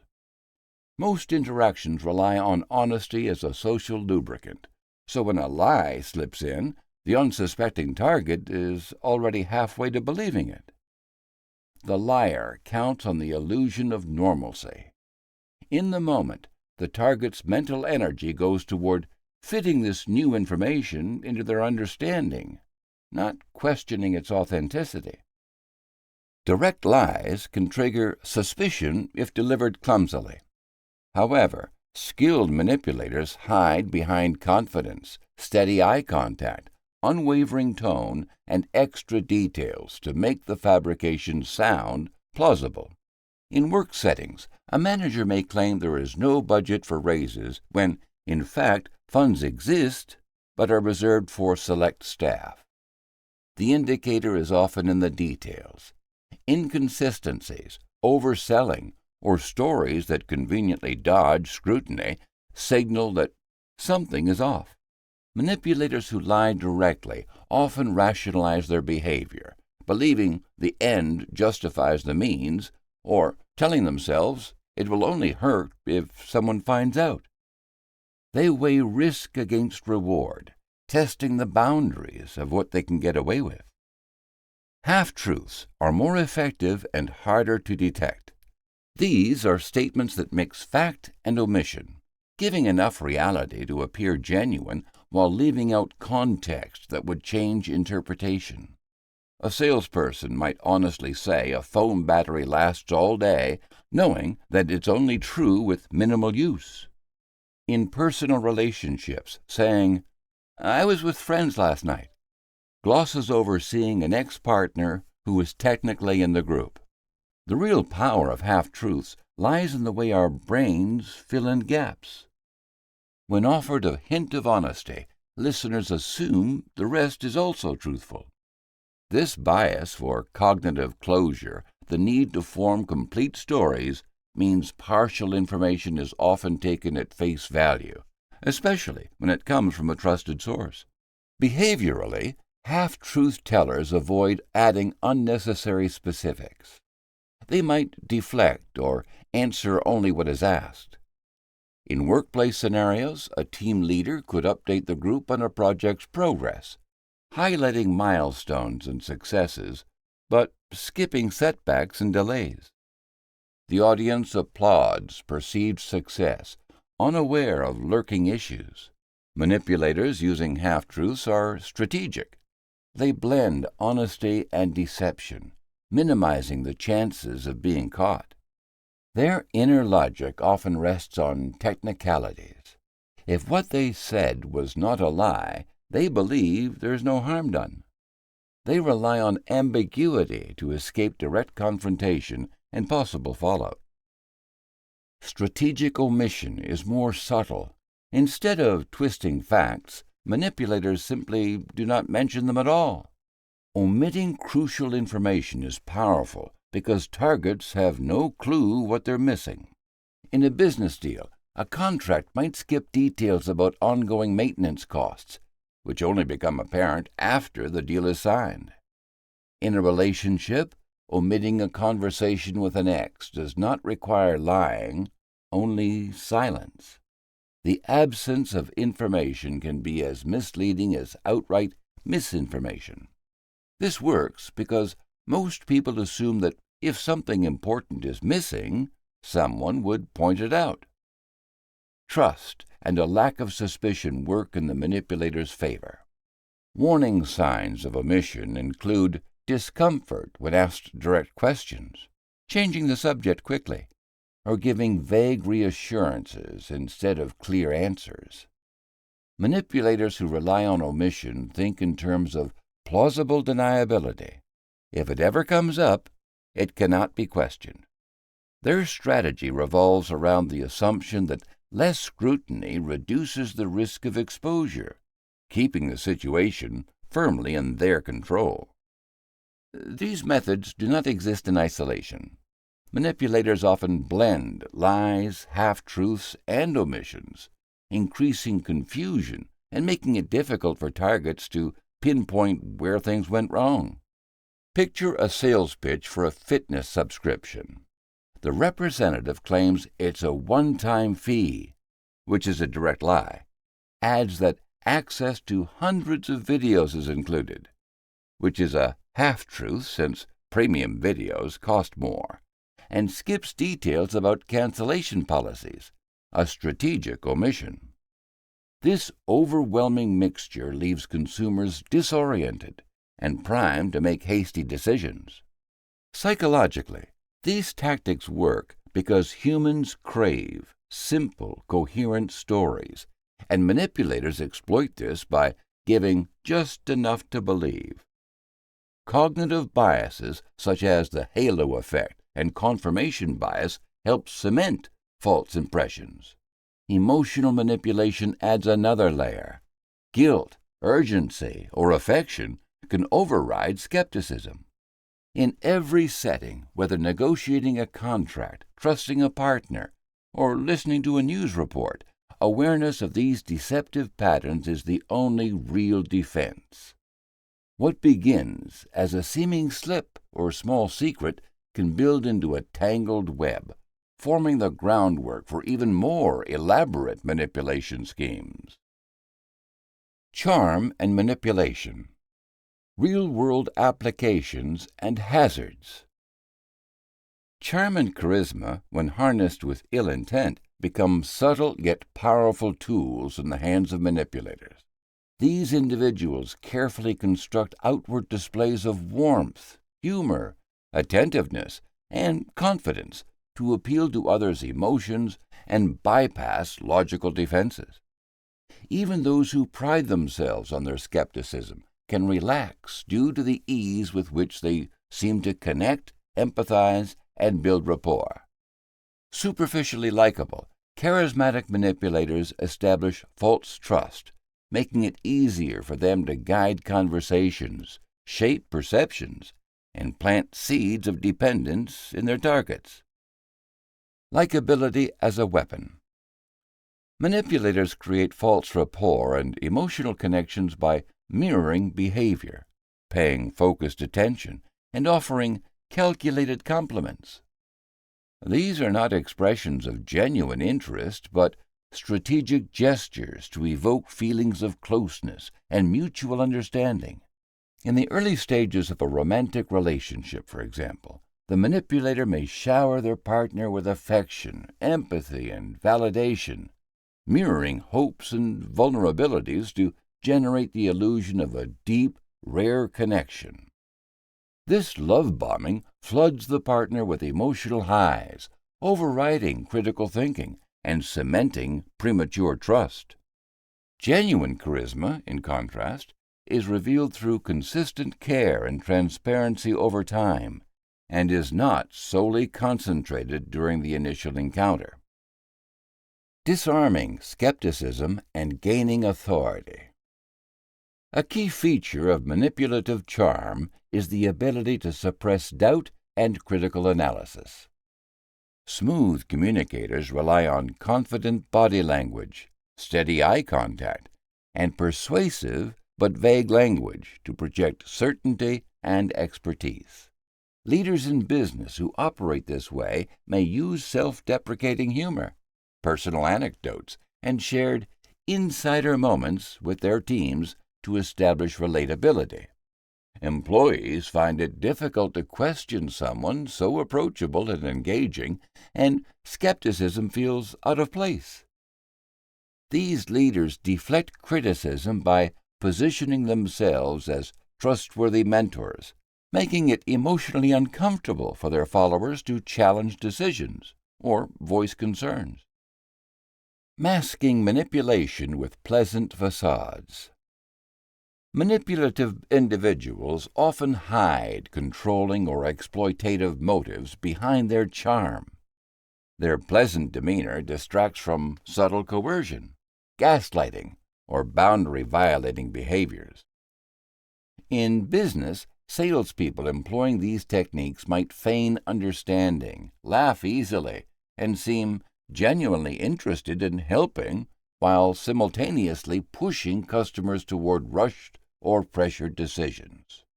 They provide reassuring statements, such as, "I only can recommend what is best for you," which sound protective but are crafted to short-circuit independent evaluation.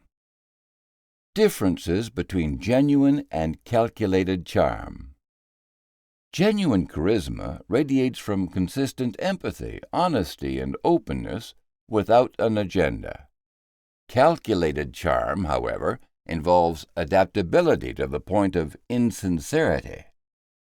Key behavioral cues that suggest manipulation include excessive agreement or mirroring, especially early in the relationship, overly dramatic flattery or emotional intimacy disproportionate to the situation, evasion when asked direct or probing questions, subtle resentment or frustration when boundaries are set, shifting blame or using charm to gloss over mistakes.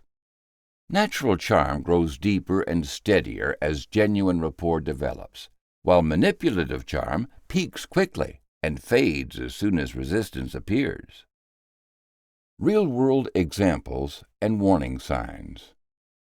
In romantic contexts, a manipulator may create dependency by praising their partner's uniqueness, offering extravagant gestures, and weaving stories of shared fate, all while isolating them from other support networks. Red flags include rapid declarations of love, anxiety when the partner spends time apart, the small discouragements of outside relationships. Victims may feel special at first, but gradually become anxious, confused, and isolated as the manipulator's approval becomes central to their self-worth.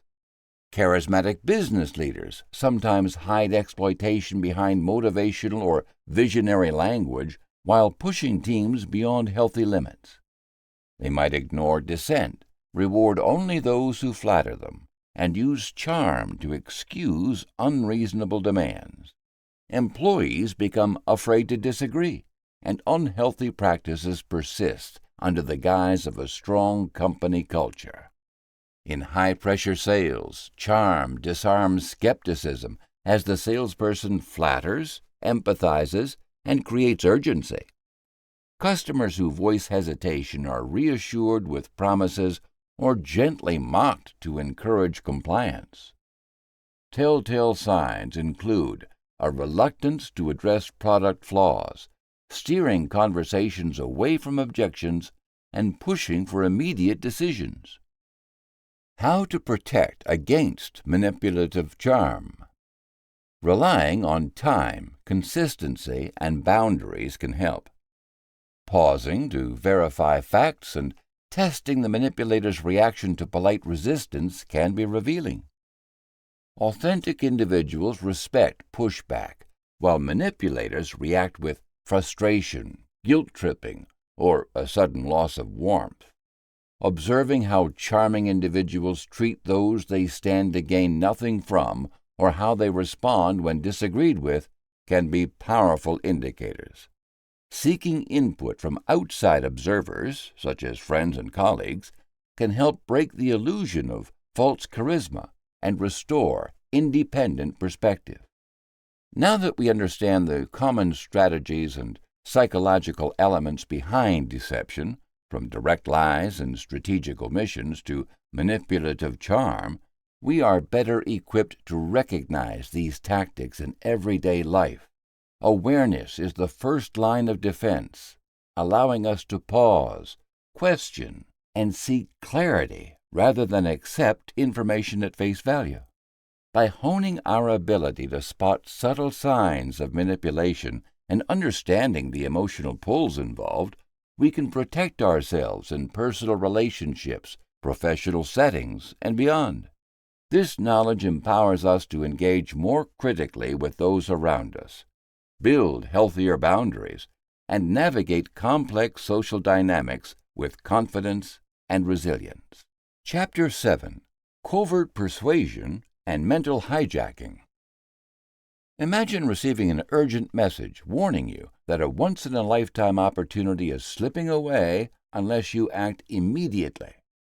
Your heart races, your mind feels unsettled, and before you know it, you've made a decision you barely had time to consider. Moments like these happen far more often than we realize, and they expose how easily our minds can be steered without our full awareness. The ways people influence us aren't always obvious or direct.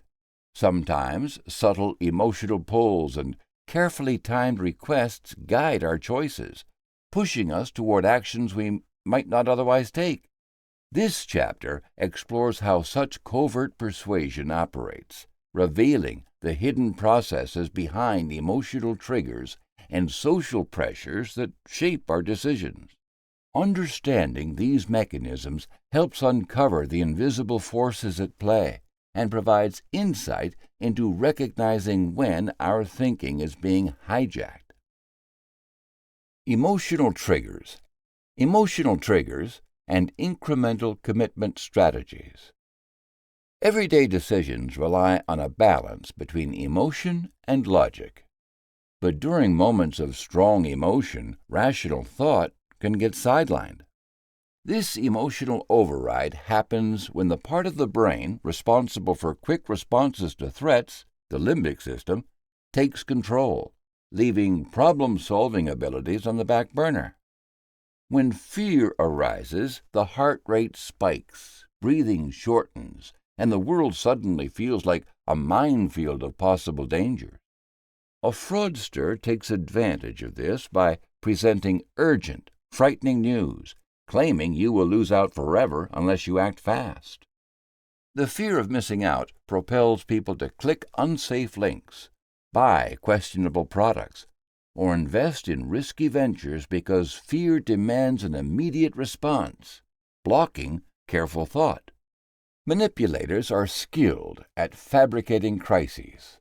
Unsolicited calls announcing unpaid fines, fake deadlines and so-called flash sales, and messages warning that something terrible will happen unless you comply are all common.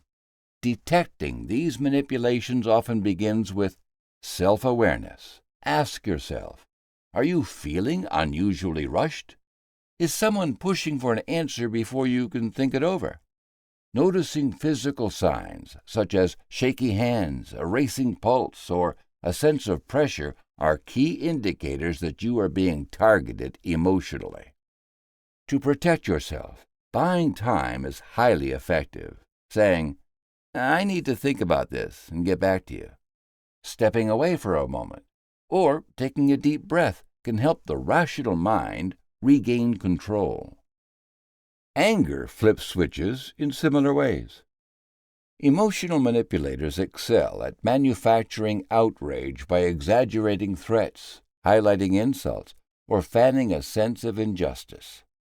Political messages that frame complex issues as simple conflicts of us versus them, or sales pitches that claim competitors are scamming you, can generate an instant surge of fear. The manipulator's goal is to provoke action without thought. You may find yourself signing petitions, sharing inflammatory posts, or making hasty purchases just to feel like you're winning. Physical signals, such as a tightening jaw, clenched fists, or a raised voice, are clues that you're being provoked. Recognizing phrases like, "Don't let them get away with it," or "We can't stand for this," can reveal engineered outrage. Defense begins with pausing, lowering your voice, or physically stepping away from the situation, simple tactics that help cool an emotional response. Simple tactics that help cool an emotional response. Excitement, though often positive, can also distort judgment. High-energy pitches such as limited time only or join before it's too late trigger adrenaline-fueled decisions that ignore warning signs. Manipulators may use flashy visuals, upbeat music, or fast-talking scripts to heighten emotions. Watch out for rapid countdowns, instant offers, or requests for immediate agreement. Physical signs might include smiling too easily, losing focus, or feeling an urge to act quickly.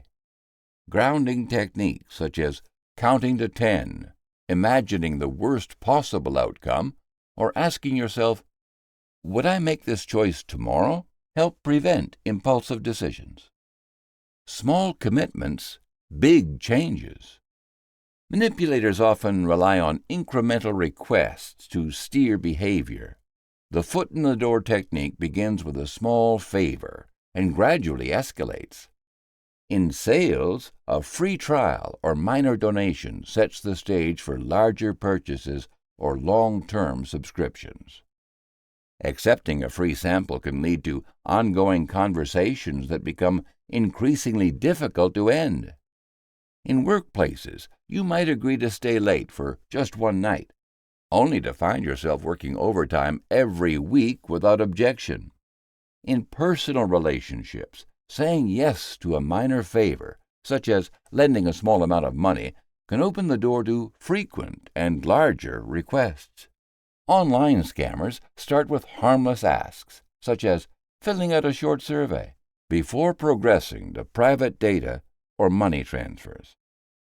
Scenario analysis exercise. Sales pitch progression. You begin by accepting a free sample. Next, the representative asks for your contact information for a loyalty program. Soon after, you receive a call from a closer who pushes for a long-term subscription. Decision point? The first yes to sharing contact details. Resistance strategy. Say, "I prefer not to share personal information," and walk away. Workplace overtime. You agree to stay late to help finish a project. Your boss thanks you and asks again the following week, this time with less notice and higher expectations. Decision point. The moment helping shifts from occasional to expected. Resistance strategy. Say, "I'm happy to help sometimes, but I cannot commit to regular overtime." Online friendship scam. A new online contact asks for a small favor, such as forwarding a funny video. Later, they request you download a file, then send money for an emergency. Decision point. When innocent interaction turns into requests involving risk. Resistance strategy. Say, "I'm not comfortable sending money online, and I would prefer to keep our conversations light." Social media outrage campaign. You are asked to like a post, then to share it on your timeline, and later to join a heated discussion tagging your friends. Decision point. The shift from passive engagement to active participation. Resistance strategy. Say, "I prefer not to share political content or involve others." Warning signs include feeling pressured, acting without time to think, or getting swept up in emotional energy. Be cautious of language such as, "just this once," "everyone else is doing it," or "if you really cared, you would." Whenever possible, insert a decision-making checkpoint by asking yourself, "Do I really want to do this? How will I feel if this becomes a habit?" Setting boundaries early and communicating them clearly prevents escalation. Upcoming sections will explore how authority and group pressure can intensify these tactics. For now, pausing for reflection, monitoring your emotions, and using simple scripts to set boundaries greatly reduce vulnerability to manipulation. Responding slowly and checking in with your own values remain the most reliable protections. Authority influence and social manipulation tactics. Authority-based manipulation methods. Credentials and titles often serve as instant signals of trust. Manipulators can exaggerate or invent impressive titles to gain compliance. For instance, a marketing consultant might sign emails as Dr. Michael Adams, Chief Strategy Officer, implying specialized authority even if the doctorate is in an unrelated field. The psychological trigger here is the automatic association of expertise and status with competence. Warning signs include vague or unverifiable credentials, overuse of formal titles, and an insistence on authority instead of explanation. To defend against this, verify credentials, ask for supporting information, and judge advice by content rather than titles. A direct response might be, "I would like to understand how your background relates specifically to this topic." Expert positioning is a common tactic in business and media. Manipulators present themselves as sought-after specialists, often referencing media appearances or best-selling status. For example, a keynote speaker might claim, "as someone who has advised Fortune 500 CEOs," the psychological hook is our belief in the expertise of those who others consult.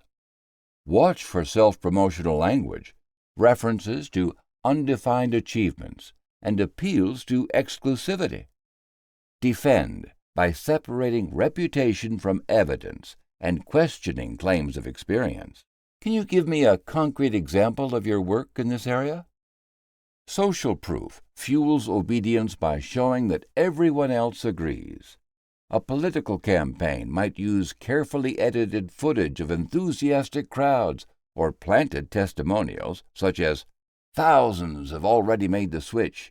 Do not be left behind." This triggers the fear of missing out or being excluded. Indicators include aggressive testimonials and manipulated statistics. Fight back with independent fact-checking, observing silent dissenters, and being wary of herd behavior.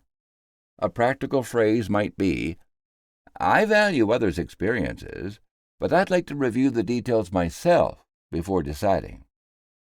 Cultural and symbolic authority operates through uniforms, religious attire, or luxury items. In a spiritual setting, a manipulator may wear traditional robes to claim legitimacy. The psychological effect relies on respect for culturally significant symbols.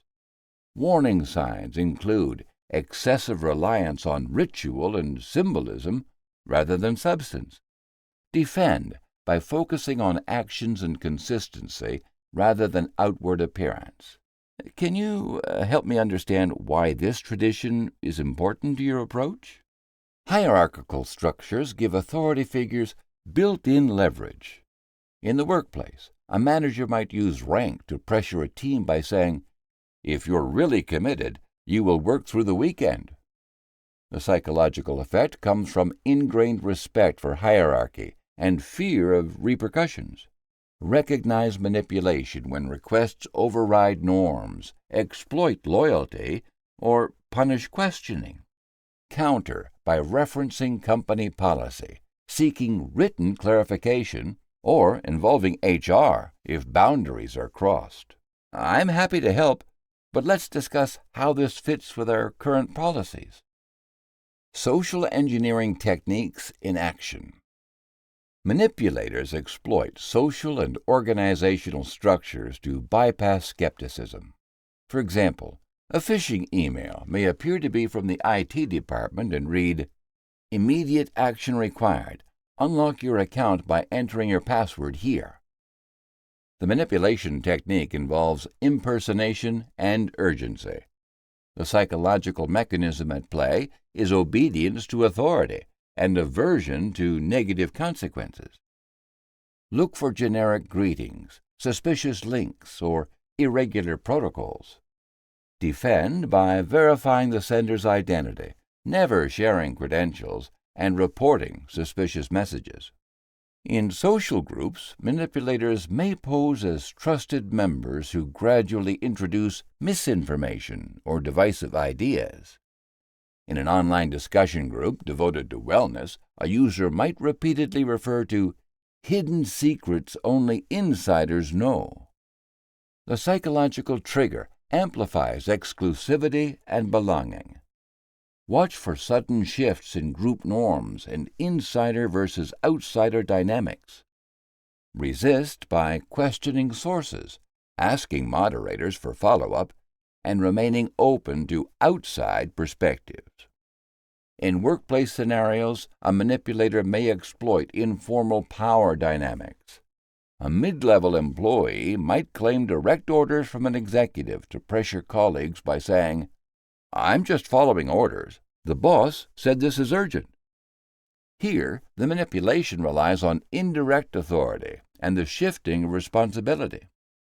Warning signs include a lack of direct documentation and urgency without context.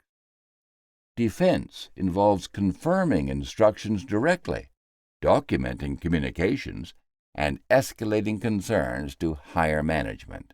"Let me confirm these instructions with the executive before proceeding." Practical exercises. Manipulation scenario analysis.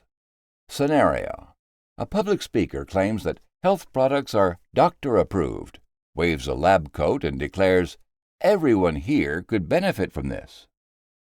Indicators: unverified titles, symbolic clothing, and appeals to group approval.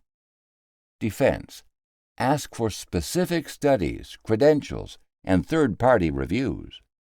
Alternative action. Consult independent sources before making a purchase. Protection strategy development.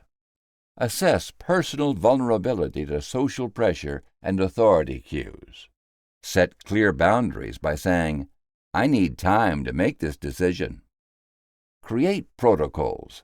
Verify claims, consult neutral parties, and practice polite refusals. Practice with a colleague. Role play an authority figure pressuring you and respond assertively but respectfully. In summary, authority and social structures can both empower and endanger. Awareness and clear assertive action provide strong protection against even the most covert persuasion attempts.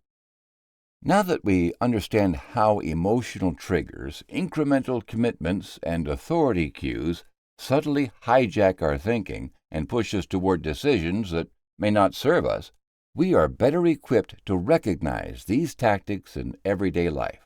By paying attention to our physical and emotional signals, questioning urgent demands, and setting clear boundaries, we can slow down the manipulation process and regain control over our choices. This knowledge empowers us to protect ourselves from being influenced by fear, anger, excitement, or social pressure, and helps foster clearer, more deliberate decision-making. Chapter 8. Psychological Self-Defense and Protection.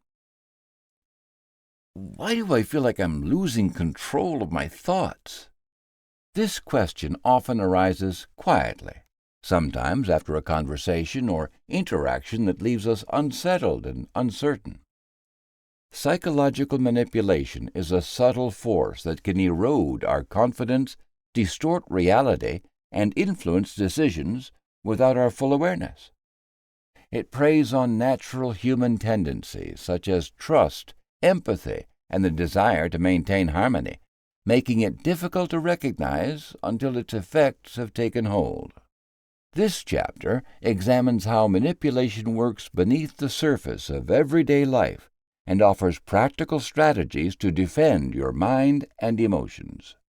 You will learn how to identify common tactics used by manipulators, develop the awareness needed to resist their influence, and build mental resilience to recover if you find yourself targeted.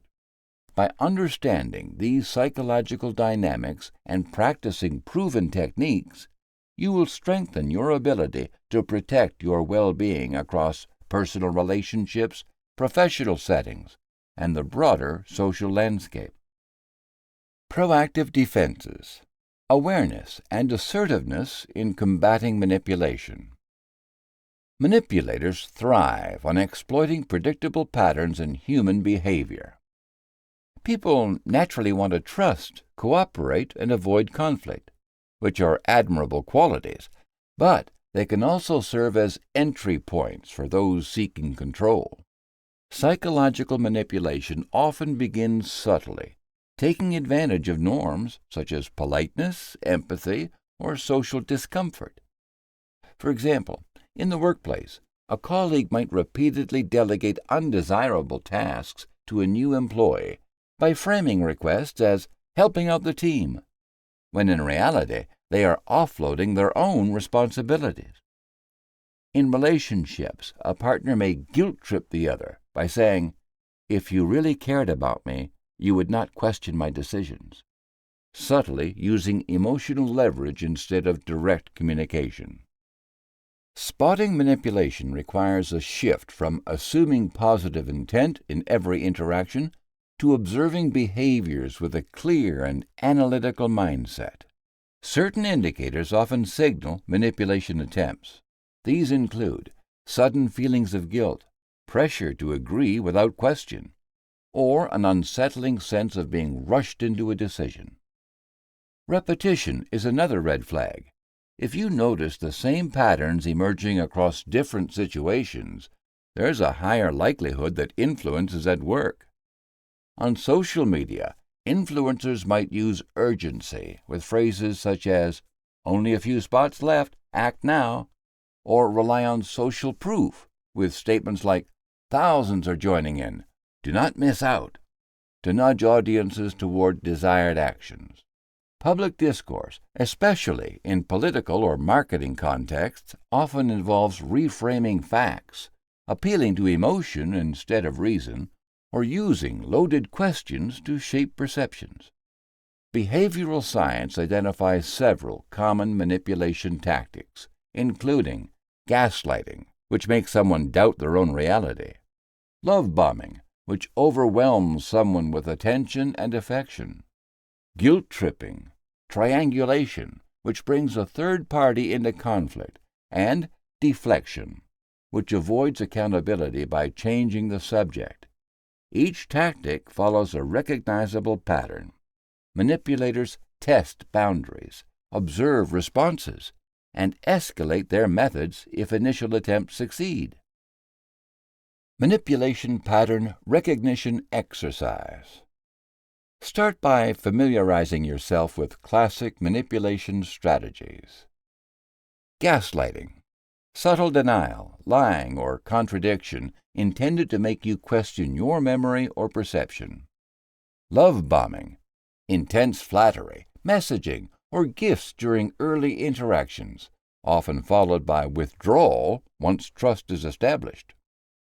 Triangulation. Consistently referencing third parties to validate opinions or intensify pressure. Step-by-step guide. 1. Identify the tactic. Refer to a manipulation tactic checklist. Write down which approach you suspect is present. 2. Track patterns. Create a behavioral log that notes the time, context, and language used during each interaction. 3. Spot escalation. Look for signs of increasing control. Requests may become more demanding, guilt trips intensify, or new accomplices are introduced. Practice scenarios. Workplace. You are excluded from key meetings but assigned extra tasks afterward. Note who controls the agenda and how information is distributed. Personal relationship. A friend repeatedly borrows money, then disappears until they need something again. Trace emotional appeals and shifting justifications. Social media. Ads frame purchases as urgent, while comments from apparent buyers reinforce the message. Analysis guidelines. After each scenario, review your notes for recurring cues, manipulative language such as, "Don't tell anyone I told you this, but," and emotional spikes such as guilt, confusion, or urgency. Highlight red flags and ask yourself, was my decision rushed? Was information withheld or distorted? Were my boundaries respected? Situational awareness building exercise. Building observation skills. Active listening. Pay close attention to both what is said and what is left unspoken. Cues such as evasive answers, excessive flattery, or downplaying your accomplishments may suggest manipulation. Behavioral cues. Notice frequent interruptions, physical closeness that feels imposing, or micro-expressions of irritation when you assert yourself. Linguistic cues. Spot phrases like, "everyone thinks," or "you're the only one who can help." Such language aims to isolate or pressure you. Real-time assessment. Perform a quick mental scan during conversations. Rate your comfort level, sense of autonomy, and clarity of thought. If you feel off balance, pause and note what triggered the sensation. Use a pattern tracking method. Did the individual shift tactics when initial efforts failed? Did they seek allies or change strategies? Documentation methods. Maintain an observation journal, recording manipulative incidents, specific language, and your emotional response. Review entries for trends. Create a red flag identification guide tailored to recurring situations in your life. Distinguish urgency pitches in sales, emotional appeals in relationships, and authority-based claims in workplace or public settings. By developing keen awareness and observation skills, you lay the groundwork for assertive boundary setting and cognitive protection. Recognizing manipulation, both in subtle and overt forms, empowers you to respond confidently and safeguard your well-being in any environment.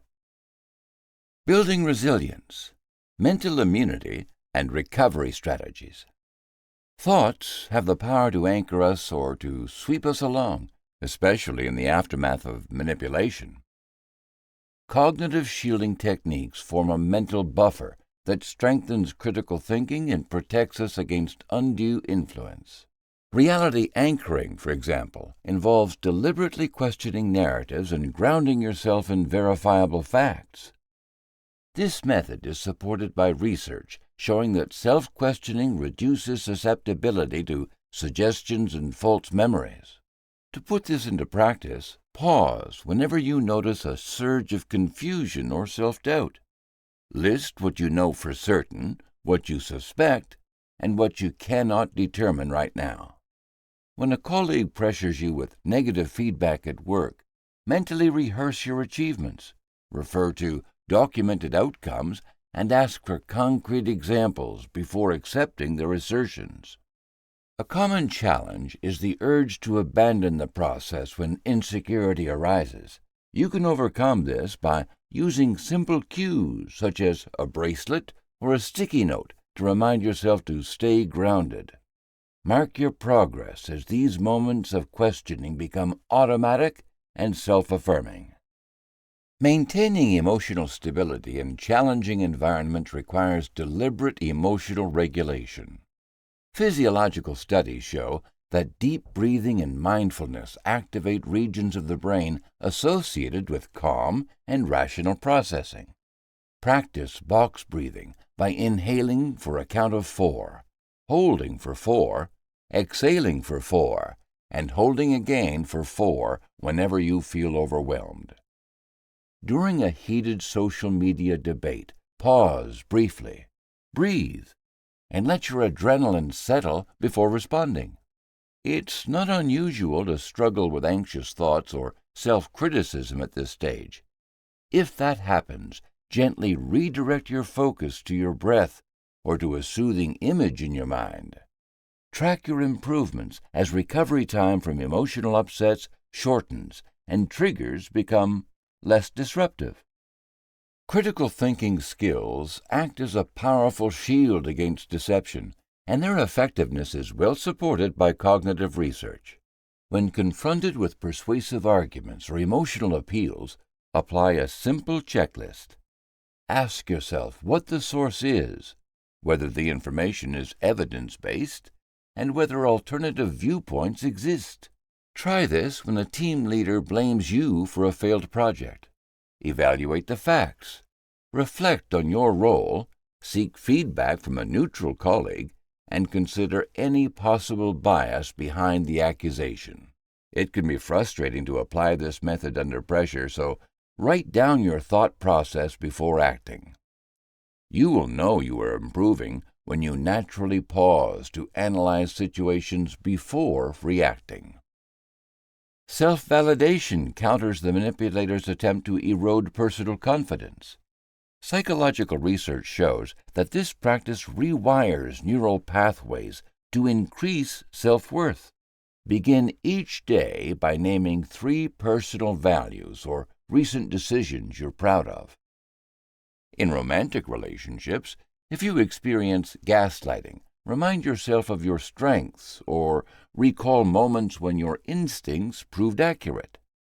Resistance often arises from long-standing self-doubt. Address this by asking supportive friends to affirm your positive qualities. Over time, increased self-trust and reduced need for external validation signal steady progress.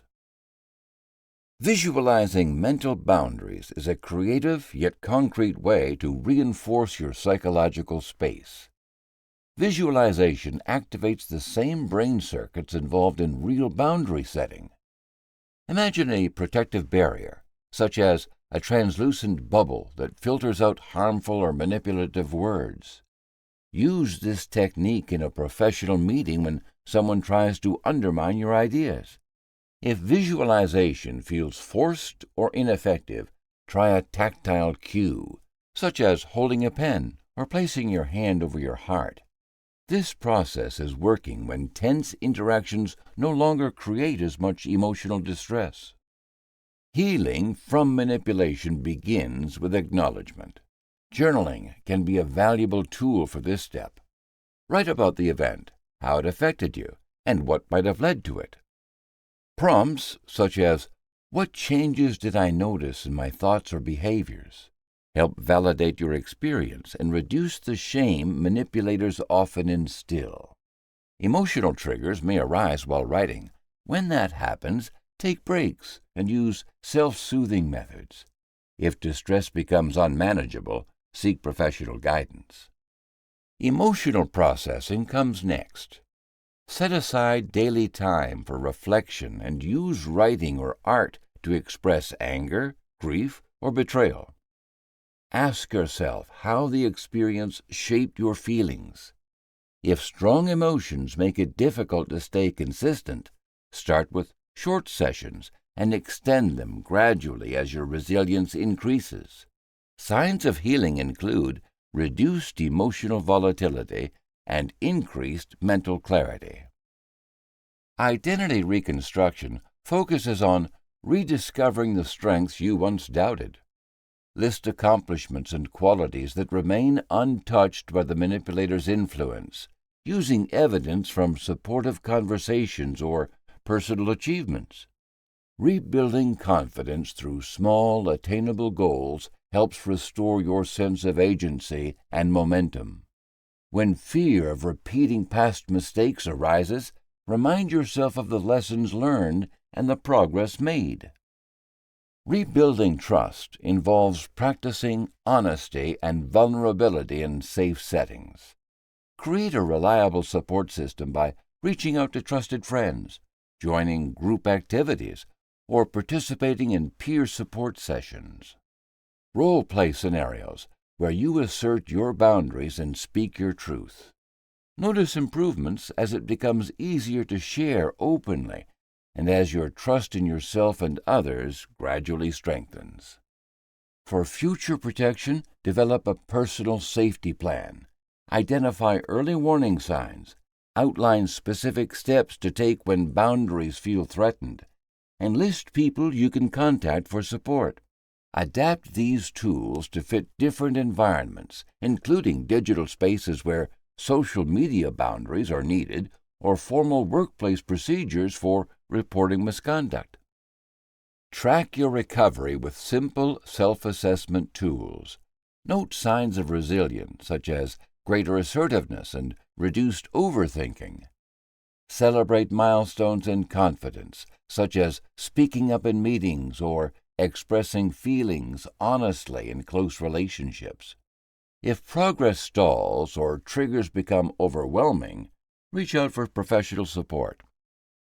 When combined, these techniques create a complete psychological defense system rooted in awareness, healthy boundaries, and resilience, offering lasting protection and the ability to heal fully. And now that we understand how psychological manipulation operates and have learned methods to recognize, resist, and recover from its effects, we are better prepared to protect both our minds and emotions in everyday life. By cultivating awareness, assertiveness, and emotional strength, we can set clear boundaries and defend ourselves against unfair influence. With these tools, we can move through complex social, professional, and digital environments with greater confidence, sharper judgment, and deeper self-trust, ultimately fostering healing and lasting empowerment. Chapter 9. The Ethics of Influence. How can we utilize psychological influence to inspire and direct others without veering into manipulation? What separates honest leadership from coercive tactics that undermine trust and autonomy? Many people in positions of authority face these questions daily, as the pressure to achieve results can sometimes blur ethical boundaries. Understanding the fine line between encouragement and control is essential for anyone who seeks to lead responsibly or engage with influence in their personal and professional lives. This chapter explores how ethical guidelines and emotional intelligence shape the use of influence in ways that respect individual choice and build lasting trust. It examines the intentions behind persuasive efforts, introduces practical tools for self-reflection, and offers a clear framework to distinguish between transparent guidance and covert manipulation. By learning these principles, readers will gain insight into responsible leadership and develop skills to recognize and apply ethical influence in complex situations. Ethical application and emotional intelligence in influence. Imagine a manager aiming to improve team performance. She calls a meeting, openly explains the company's current challenges, and asks for input on how everyone might contribute to solutions. Her message is direct and transparent. She wants every team member's honest feedback, and the outcome she desires is a shared sense of ownership in solving problems. This is ethical influence in action. The manager's intent is clear, her communication transparent, and her respect for individual agency preserved. Now, imagine a different approach. A similar manager chooses to withhold information about looming problems, instead leveraging job security fears to motivate extra work. She downplays team input, subtly hinting at consequences for those who don't comply. While both managers seek results, the distinction between ethical influence and manipulation becomes unmistakable. Ethical influence prioritizes dignity, choice, and autonomy. Manipulation, by contrast, uses coercion, obfuscation, or psychological pressure to achieve its ends, often at the expense of an individual's agency. The line between the two can blur in the high-stakes worlds of business and leadership, but the difference shows itself in impact, intent, and method. Professionals committed to using psychological influence responsibly need frameworks and tools that anchor them to ethical principles, especially in environments where pressure to get results tempts shortcuts. The influence intention assessment. Before attempting to persuade, pausing for self-reflection dramatically improves the likelihood of ethical conduct.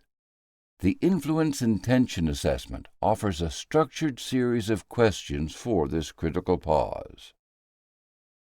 What is my desired outcome in this situation? How might this influence effort affect each party involved? What does it mean psychologically, emotionally, and practically? Am I being fully transparent about my intentions, or am I withholding information to shape the narrative? Does my approach respect the other person's right to make an independent choice? Could I achieve my goal using alternative methods that pose fewer ethical risks or that better foster trust?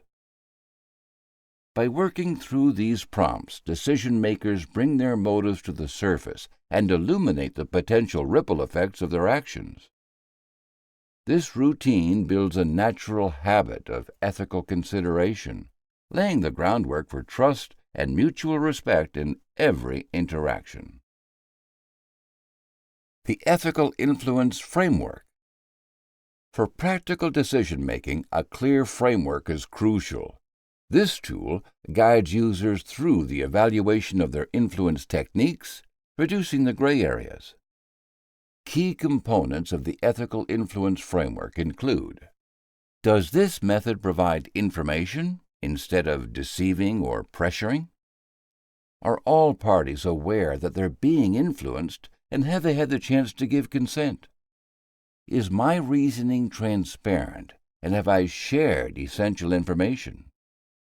Can the person freely accept or reject my suggestion without facing penalty or risk. Will this approach leave a positive, sustained impact on trust and relationships? Consider a sales situation. A representative educates a client about products by highlighting honest pros and cons, invites questions, and ensures there is no pressure to decide quickly. Here, transparency and autonomy reinforce the client's trust. Alternatively, imagine a salesperson exaggerating benefits or withholding limitations, nudging the client to an urgent decision. The transparency vanishes, and so does long-term trust. Leadership often calls for behavioral change. Take a manager guiding an employee through new procedures. Ethical influence involves explaining the rationale, asking for feedback, offering assistance, and acknowledging concerns. The employee's agency stays intact and buy-in is more genuine. In contrast, enforcing change through veiled threats, exclusion from decisions, or withholding information erodes motivation and loyalty. In a relationship, ethical influence means approaching difficult conversations with openness, voicing concerns honestly, and inviting understanding. Withholding feelings or using guilt removes the other person's sense of choice and can create lasting resentment. Contrasts in practice. Ethical persuasion invites collaboration and fosters lasting rapport. Unethical methods rely on covert or controlling strategies with short-term gains but long-term losses. For example, openly negotiating project deadlines versus shifting blame to coerce agreement. Presenting all available facts versus cherry-picking data to bias decisions. Allowing a partner in a discussion to say no versus using subtle emotional ploys. Each technique hinges on impact. Ethical influence nurtures trust, preserves agency, and often multiplies positive outcomes. Manipulation undercuts trust, diminishes autonomy, and plants seeds of suspicion. Practical guidelines. Regularly examine motive and desired outcome. Maintain unwavering transparency throughout the process.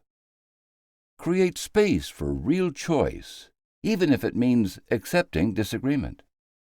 Ask how actions affect individual dignity over both the short and long term. Look for signs of trust and openness as markers of ethical influence. Ethical influence grows stronger with emotional intelligence and self-awareness. Capacities tied to empathy, recognition of boundaries, and honest communication.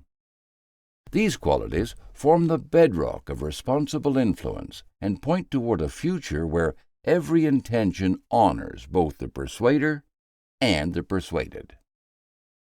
Responsibility and the difference between guidance and control. True ethical influence in leadership rests on a respect for autonomy and a commitment to transparency. A leader is tasked with inspiring action and guiding choices, but never at the cost of an individual's freedom to think and decide. The difference between guidance and control is often found in intention and method. For example, in a professional setting, a manager who presents a team member with several project strategies, highlighting each option's advantages and potential setbacks, helps that person make an informed decision. This is ethical guidance. In contrast, a manager who withholds information or pushes a single favored outcome while ignoring the individual's perspective moves into control. Leaders in organizations often face moments when the line between influencing and manipulating can blur. Consider a department head addressing declining morale during challenging times. An ethical leader recognizes the team's feelings, encourages open dialogue, praises genuine efforts, and asks for input on possible improvements. This preserves team autonomy while fostering participation and initiative. A leader who resorts to fear by reminding the team of layoffs or hinting at negative consequences for failing to comply undermines autonomy. In such cases, inspiration gives way to pressure, and influence becomes manipulative rather than ethical. The practice of empowering decision-making works best when individuals feel ownership over outcomes. During organizational changes, ethical leaders share both the benefits and the challenges, then invite contributions to overcome obstacles. Employees feel valued and trusted, which often leads to innovative and collectively supported solutions. In contrast, coercive tactics such as withholding information about job security or offering only pre-approved solutions reduce empowerment and breed mistrust. Transparent influence versus covert manipulation. One clear marker of ethical influence is transparency. Ethical leaders openly share not only what they aim to achieve, but also why they are suggesting a particular course of action. They discuss risks, acknowledge alternatives, and listen for feedback. This approach encourages dialogue and builds mutual respect. In contrast, covert manipulation hides motives, exaggerates benefits, or omits drawbacks. Tactics such as selectively using data to sway opinions, appealing to guilt, or targeting insecurities are all signs that manipulation may be occurring. A practical framework helps leaders maintain ethical boundaries. Ask, are all relevant facts available to those involved? Ask, am I genuinely open to alternative views and outcomes?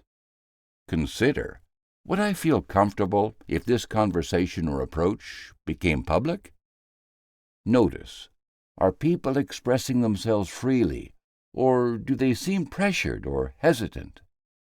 Reflect, are decisions leading to mutual benefit, or is only one side gaining? Red flags for manipulation include people acting out of fear rather than understanding, reluctance to provide honest feedback, and outcomes that consistently favor the leader's interests without open discussion. Measuring the effects of influence methods is equally important.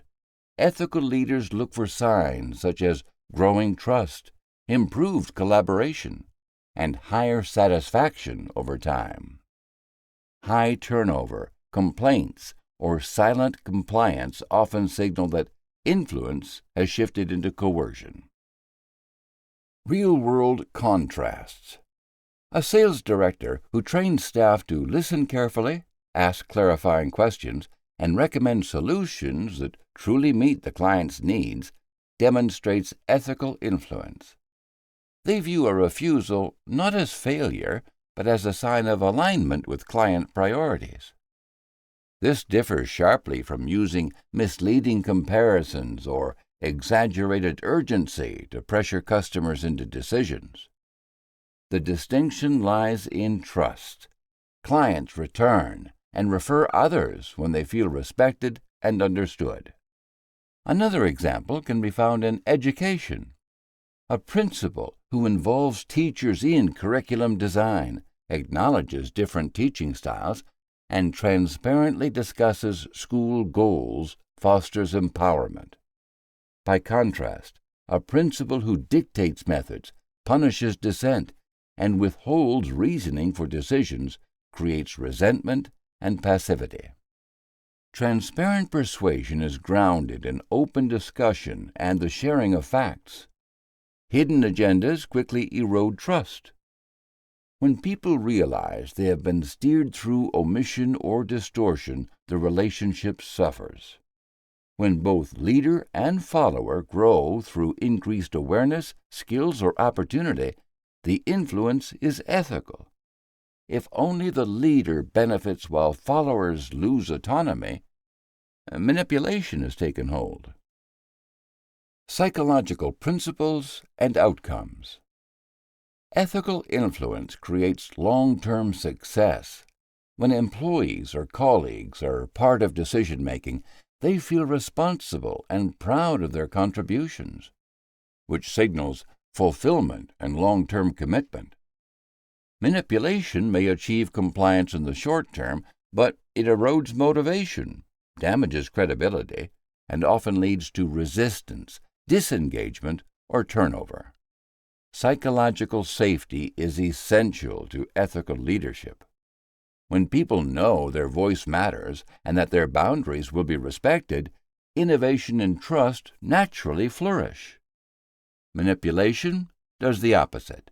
It undermines confidence, increases anxiety, and diminishes creative thinking. Over time, leaders who depend on manipulation lose their influence as followers become resistant or detached.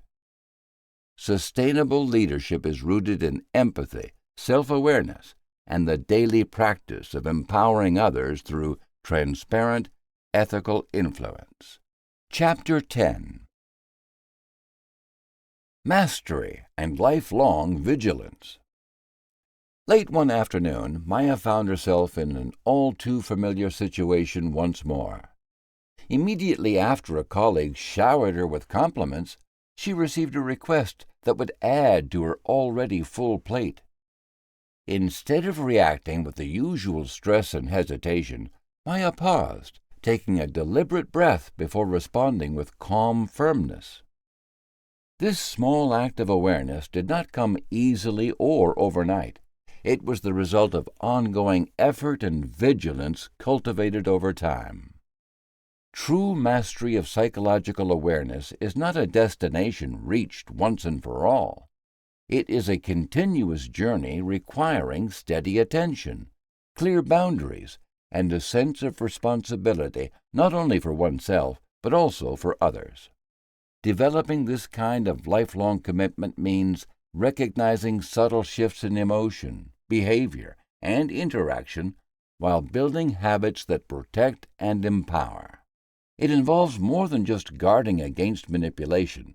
It demands a dedication to ethical leadership and sharing knowledge to create safer environments for everyone we encounter. Personal mastery, lifelong awareness, and ongoing learning. Creating a habit of environmental scanning protects against subtle manipulations encountered throughout the day. This habit involves initiating a brief scan of social and physical surroundings before entering any new situation. Start by pausing for 10 seconds before meetings, phone calls, social events, or digital exchanges. Observe who is present, the mood in the room, and any abrupt shifts in energy or conversation style. Look for signs of manipulation such as love bombing, flattery paired with requests, or attempts to isolate you from the group. Progress becomes clear when you begin to notice these patterns automatically, detecting tension or behavioral changes before engaging. The main obstacle to consistency is distraction or overfamiliarity, situations where you assume you are safe. Overcome this by setting a physical reminder, such as a note in your calendar or a discrete visual cue near work and home entrances. For example, you might notice a coworker suddenly becoming overly complimentary before asking you to take on extra tasks. This triggers your scanning process and allows you to approach the interaction with caution. Maintaining personal boundaries is essential for keeping manipulation away. This habit requires clearly defining your limits before entering any social or professional situation.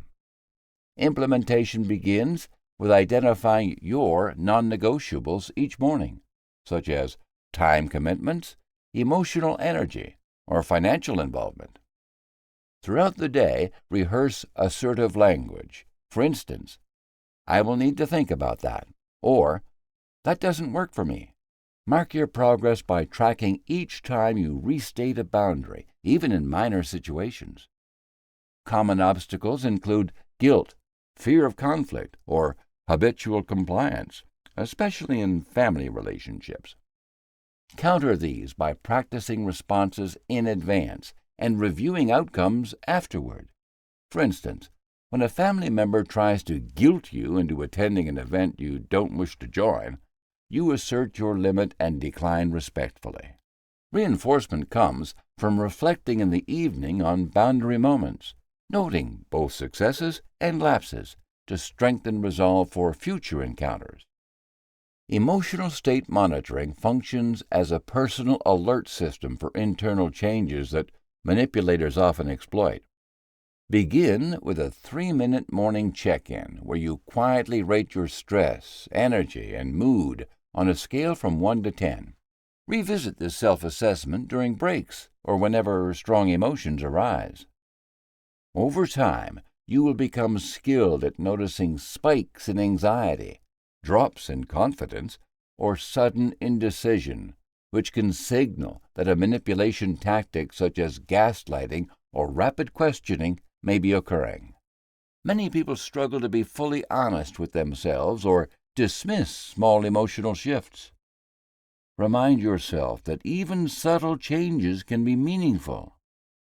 Keep a brief log on your phone or in a notebook to identify recurring patterns. For example, during a challenging meeting where you feel dismissed, you notice frustration rising. You respond by pausing, centering yourself, and restating your point clearly instead of withdrawing. Social interaction analysis keeps you alert to underlying motives in conversations and group dynamics. This habit involves making a quick, objective summary after each significant interaction. Ask yourself what the other person was trying to achieve, whether their communication style changed at key moments, and whether you were being nudged toward a particular action or decision. Indicators of progress include recognizing conversational hooks such as guilt trips, fear-based appeals, or promises of reward. A common pitfall is rushing through interactions without reflection.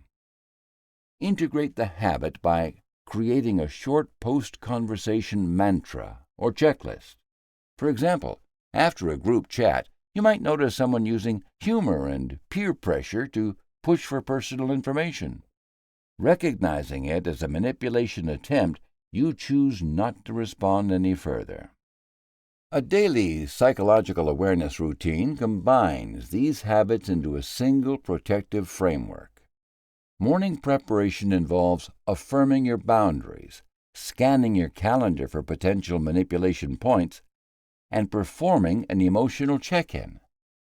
As your day unfolds, engage in environmental scanning when entering meetings or online exchanges. Assert boundaries when necessary, and monitor your emotions during breaks. Evening reflection completes the process by reviewing where you felt confident or unprepared, which manipulation tactics appeared, and which habits need refinement. In a workplace scenario, taking time in the morning to review upcoming meetings with difficult colleagues prepares you to identify power plays and maintain your composure. Within family life, rehearsing responses over breakfast prepares you for emotional appeals or guilt-based persuasion. Socially, brief post-interaction reviews help you avoid oversharing and reduce susceptibility to peer pressure. A case study highlights how these practices function in real life. Maya, a mid-level manager, suspects a coworker often uses guilt and flattery to pass along unwanted tasks. By clarifying her morning boundaries, scanning the office environment, and tracking her emotional responses, Maya begins to recognize when the colleague tries to manipulate her. One afternoon, after noticing the familiar pairing of praise and an urgent request, she calmly replies, "Thank you for thinking of me, but my schedule does not allow that." In her evening reflection, she observes reduced stress and greater confidence. Consistent practice of these habits breaks the manipulation cycle and earns her increased respect from coworkers. To create your own awareness routine, begin by evaluating your current vigilance habits honestly. Identify moments in your day when you feel most vulnerable to manipulation, such as early mornings, after lunch, before bedtime, or during key conversations. Choose 2 or 3 core practices that fit your needs. Establish reminders and evening reviews to reinforce them. Through repetition and mindful tracking, you build the foundation for advanced skills in promoting psychological safety and demonstrating ethical leadership. Over time, consistency transforms vigilance from effort into instinct, strengthening both your sense of agency and your personal protection. Guiding others and upholding ethical leadership. Ethical mastery and psychological awareness means using your skills for the good of others. It reflects a commitment to sharing knowledge, not just for defense, but for the protection and growth of those around you. True expertise never seeks to outsmart or control.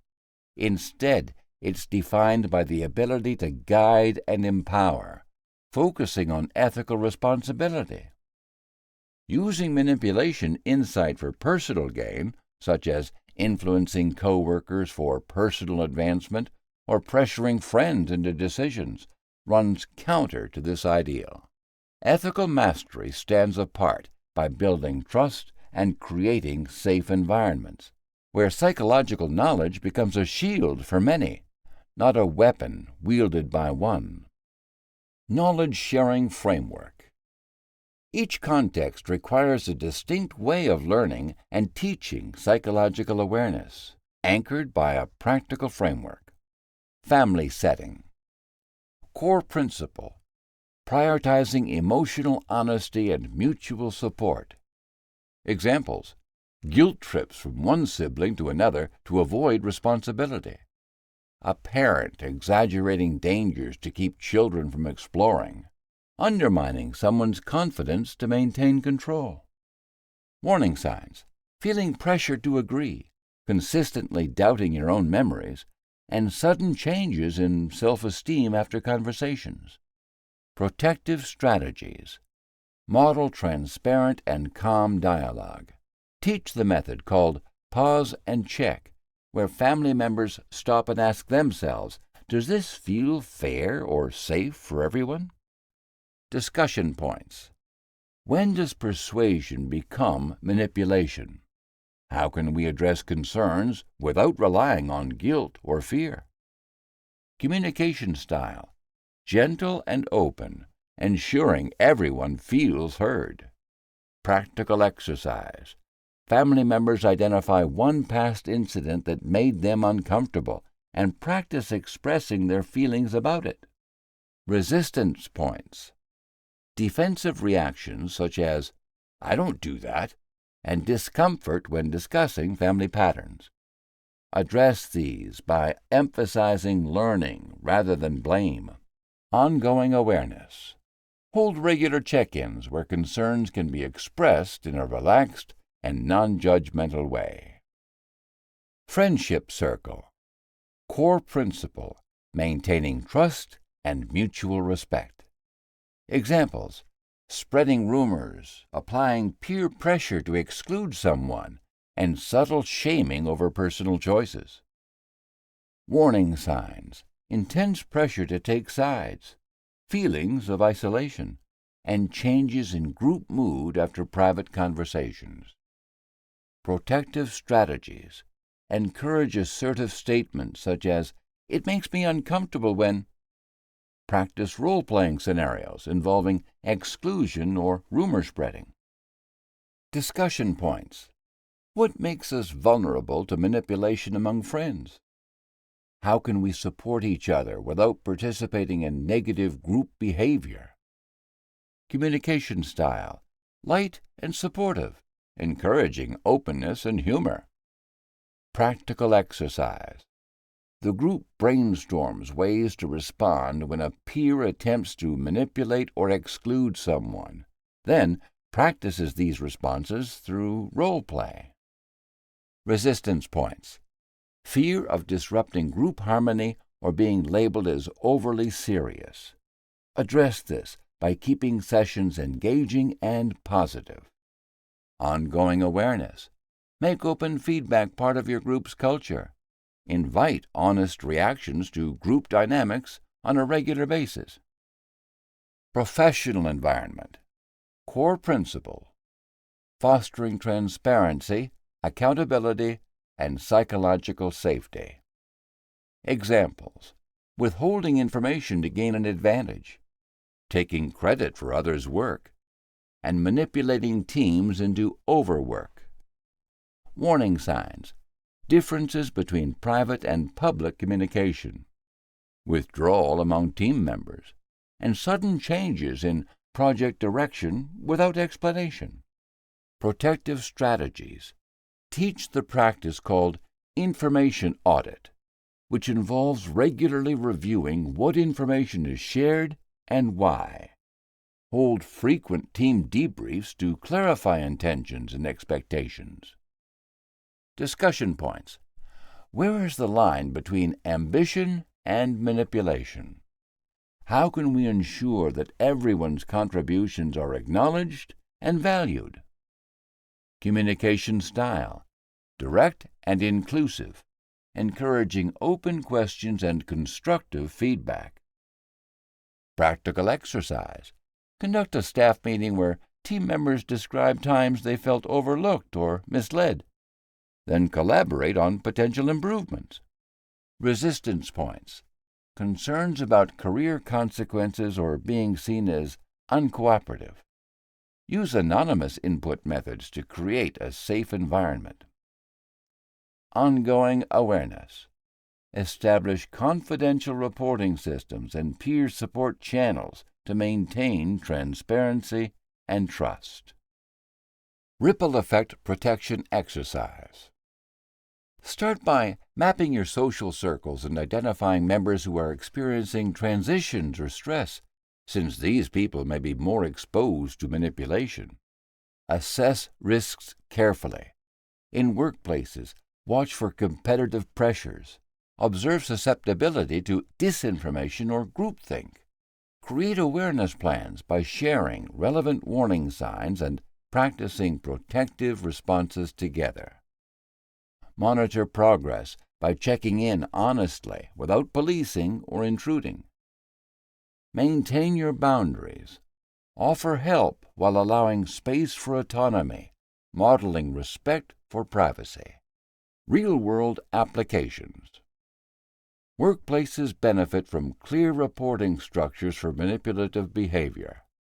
Social media groups function better when participants practice digital literacy and establish healthy engagement boundaries. Relationships strengthen through open conversations about emotional safety and recognition of red flags, such as love bombing or gaslighting. Consumer awareness improves when people discuss advertising tactics that use urgency or conceal hidden fees. Political awareness requires ongoing education about propaganda techniques and the creation of discussion groups that can expose and challenge misinformation together. Ethical leaders understand how to intervene effectively. They calmly call out unfair persuasion in meetings, speak privately when witnessing exclusion, and guide online friends toward reliable sources instead of spreading shocking news.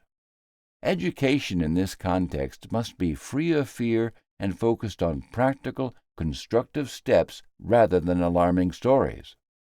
Empower others by teaching discernment skills rather than doing the work for them.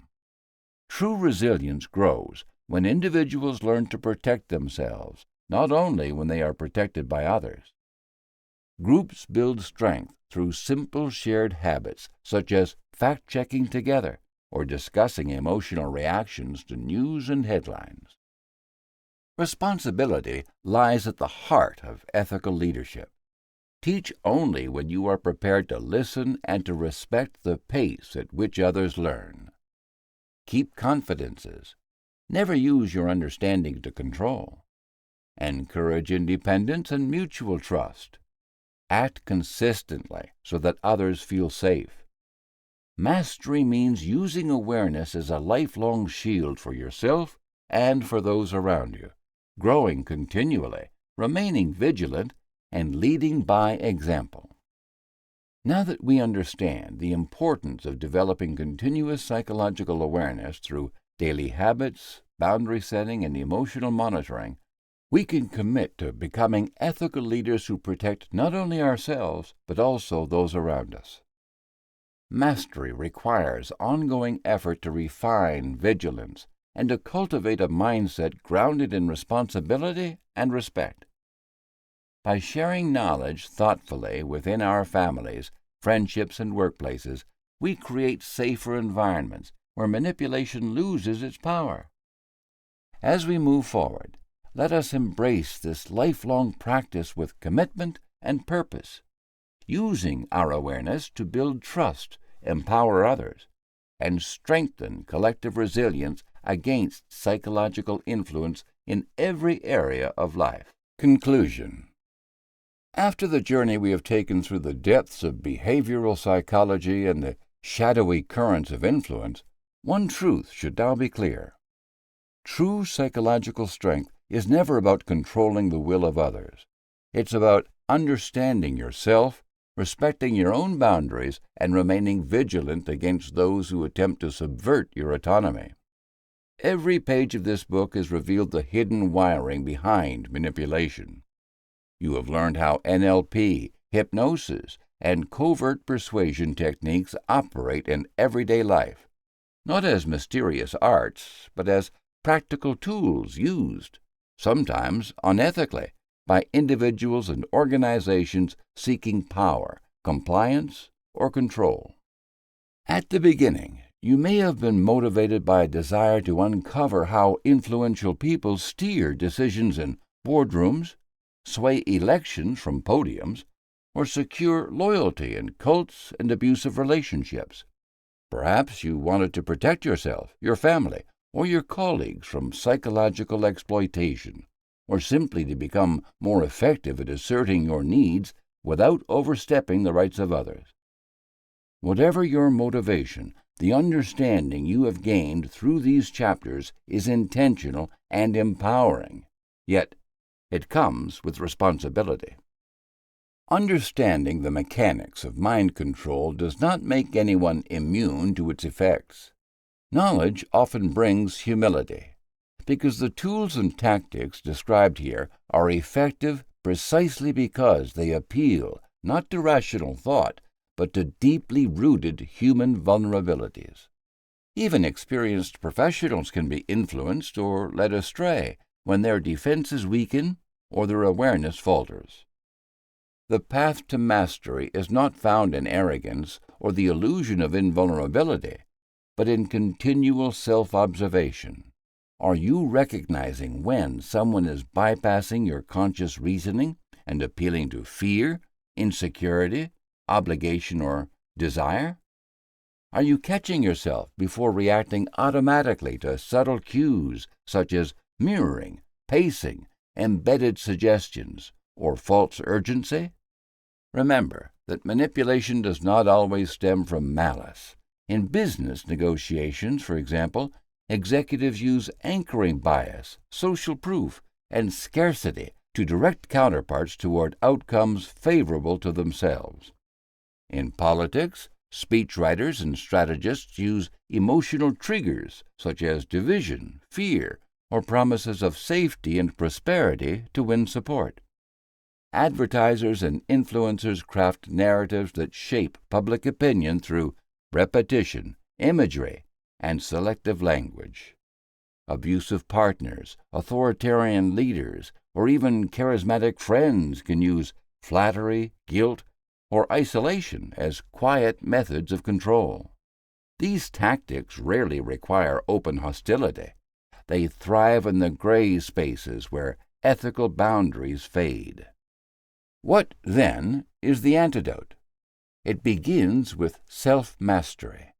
This means cultivating ongoing awareness and practicing the habit of questioning what you feel, believe, and decide, especially when emotions run high. Can you pause long enough to examine whether your agreement comes from conviction or from pressure? Can you recognize your intuition distinguishing between genuine connection and subtle persuasion? Self-mastery calls you to become both student and guardian of your own mind, alert to any attempt, internal or external, to override your judgment. Closely connected to this is the need to clarify your ethical boundaries. Knowledge of manipulation techniques grants power, and that power demands careful stewardship. Just as you now possess tools for recognizing manipulation, you must decide how and whether to use them. In professional negotiations or conflict resolution, ethical influence can help reach fair consensus or prevent harm. Yet, using these methods without transparency or respect for autonomy crosses into coercion. Ethical maturity is not measured by what you know, but by how you apply that knowledge. Will you use it to build trust and foster understanding, or to exploit weakness for personal gain? This leads to the most essential lesson. Seek to control your own mind, not the minds of others. The landscape explored in this book is filled with examples of harm caused by unchecked psychological power, from lost agency and broken relationships to fractured communities. True leadership understands influence as a responsibility rather than a right. When you encounter manipulation, counter it not with retaliation, but with clarity, discernment, and firm boundaries. When you notice unethical persuasion within yourself, respond with honesty, dialogue, and consent, rather than secrecy or deception. To put theory into practice, rely on the tools introduced throughout this book. Question the sources of information you consume, especially in media and politics. Watch for red flags in communication, such as vague statements, exaggerated authority, artificial urgency, or pressure to isolate from opposing viewpoints. In personal relationships, be alert when affection turns conditional or when guilt replaces mutual respect. Strengthen your autonomy through open-ended questions, reflective listening, and clear statements of your values. If manipulation is suspected, disengage calmly, or seek objective advice before making important decisions. It is equally important to recognize that manipulation extends beyond individuals. The same psychological forces that influence one person can shape entire groups and societies. Groupthink, conformity, and obedience to authority have contributed to both corporate failures and historical tragedies. In any collective environment, whether a workplace, online community, or national movement, commit to independent thinking. Encourage open discussion, question assumptions, and welcome diverse perspectives. By doing so, you create resistance to manipulative group dynamics and protect shared integrity. As you move forward with renewed awareness, strive to cultivate spaces in your life, at home, at work, and in your community, where trust, respect, and open communication prevail. Model the kind of ethical influence you hope to see in others. This does not mean renouncing persuasion or leadership, but transforming them into collaboration instead of domination. A truly empowered person inspires others through clarity, empathy, and respect for independence. There will always be those who distort psychological knowledge for selfish ends. History reminds us that wherever there is power, there is the temptation to misuse it, and wherever there is vulnerability, there are those who will exploit it. Yet the remedy remains the same. Master your own mind first. Guard your boundaries.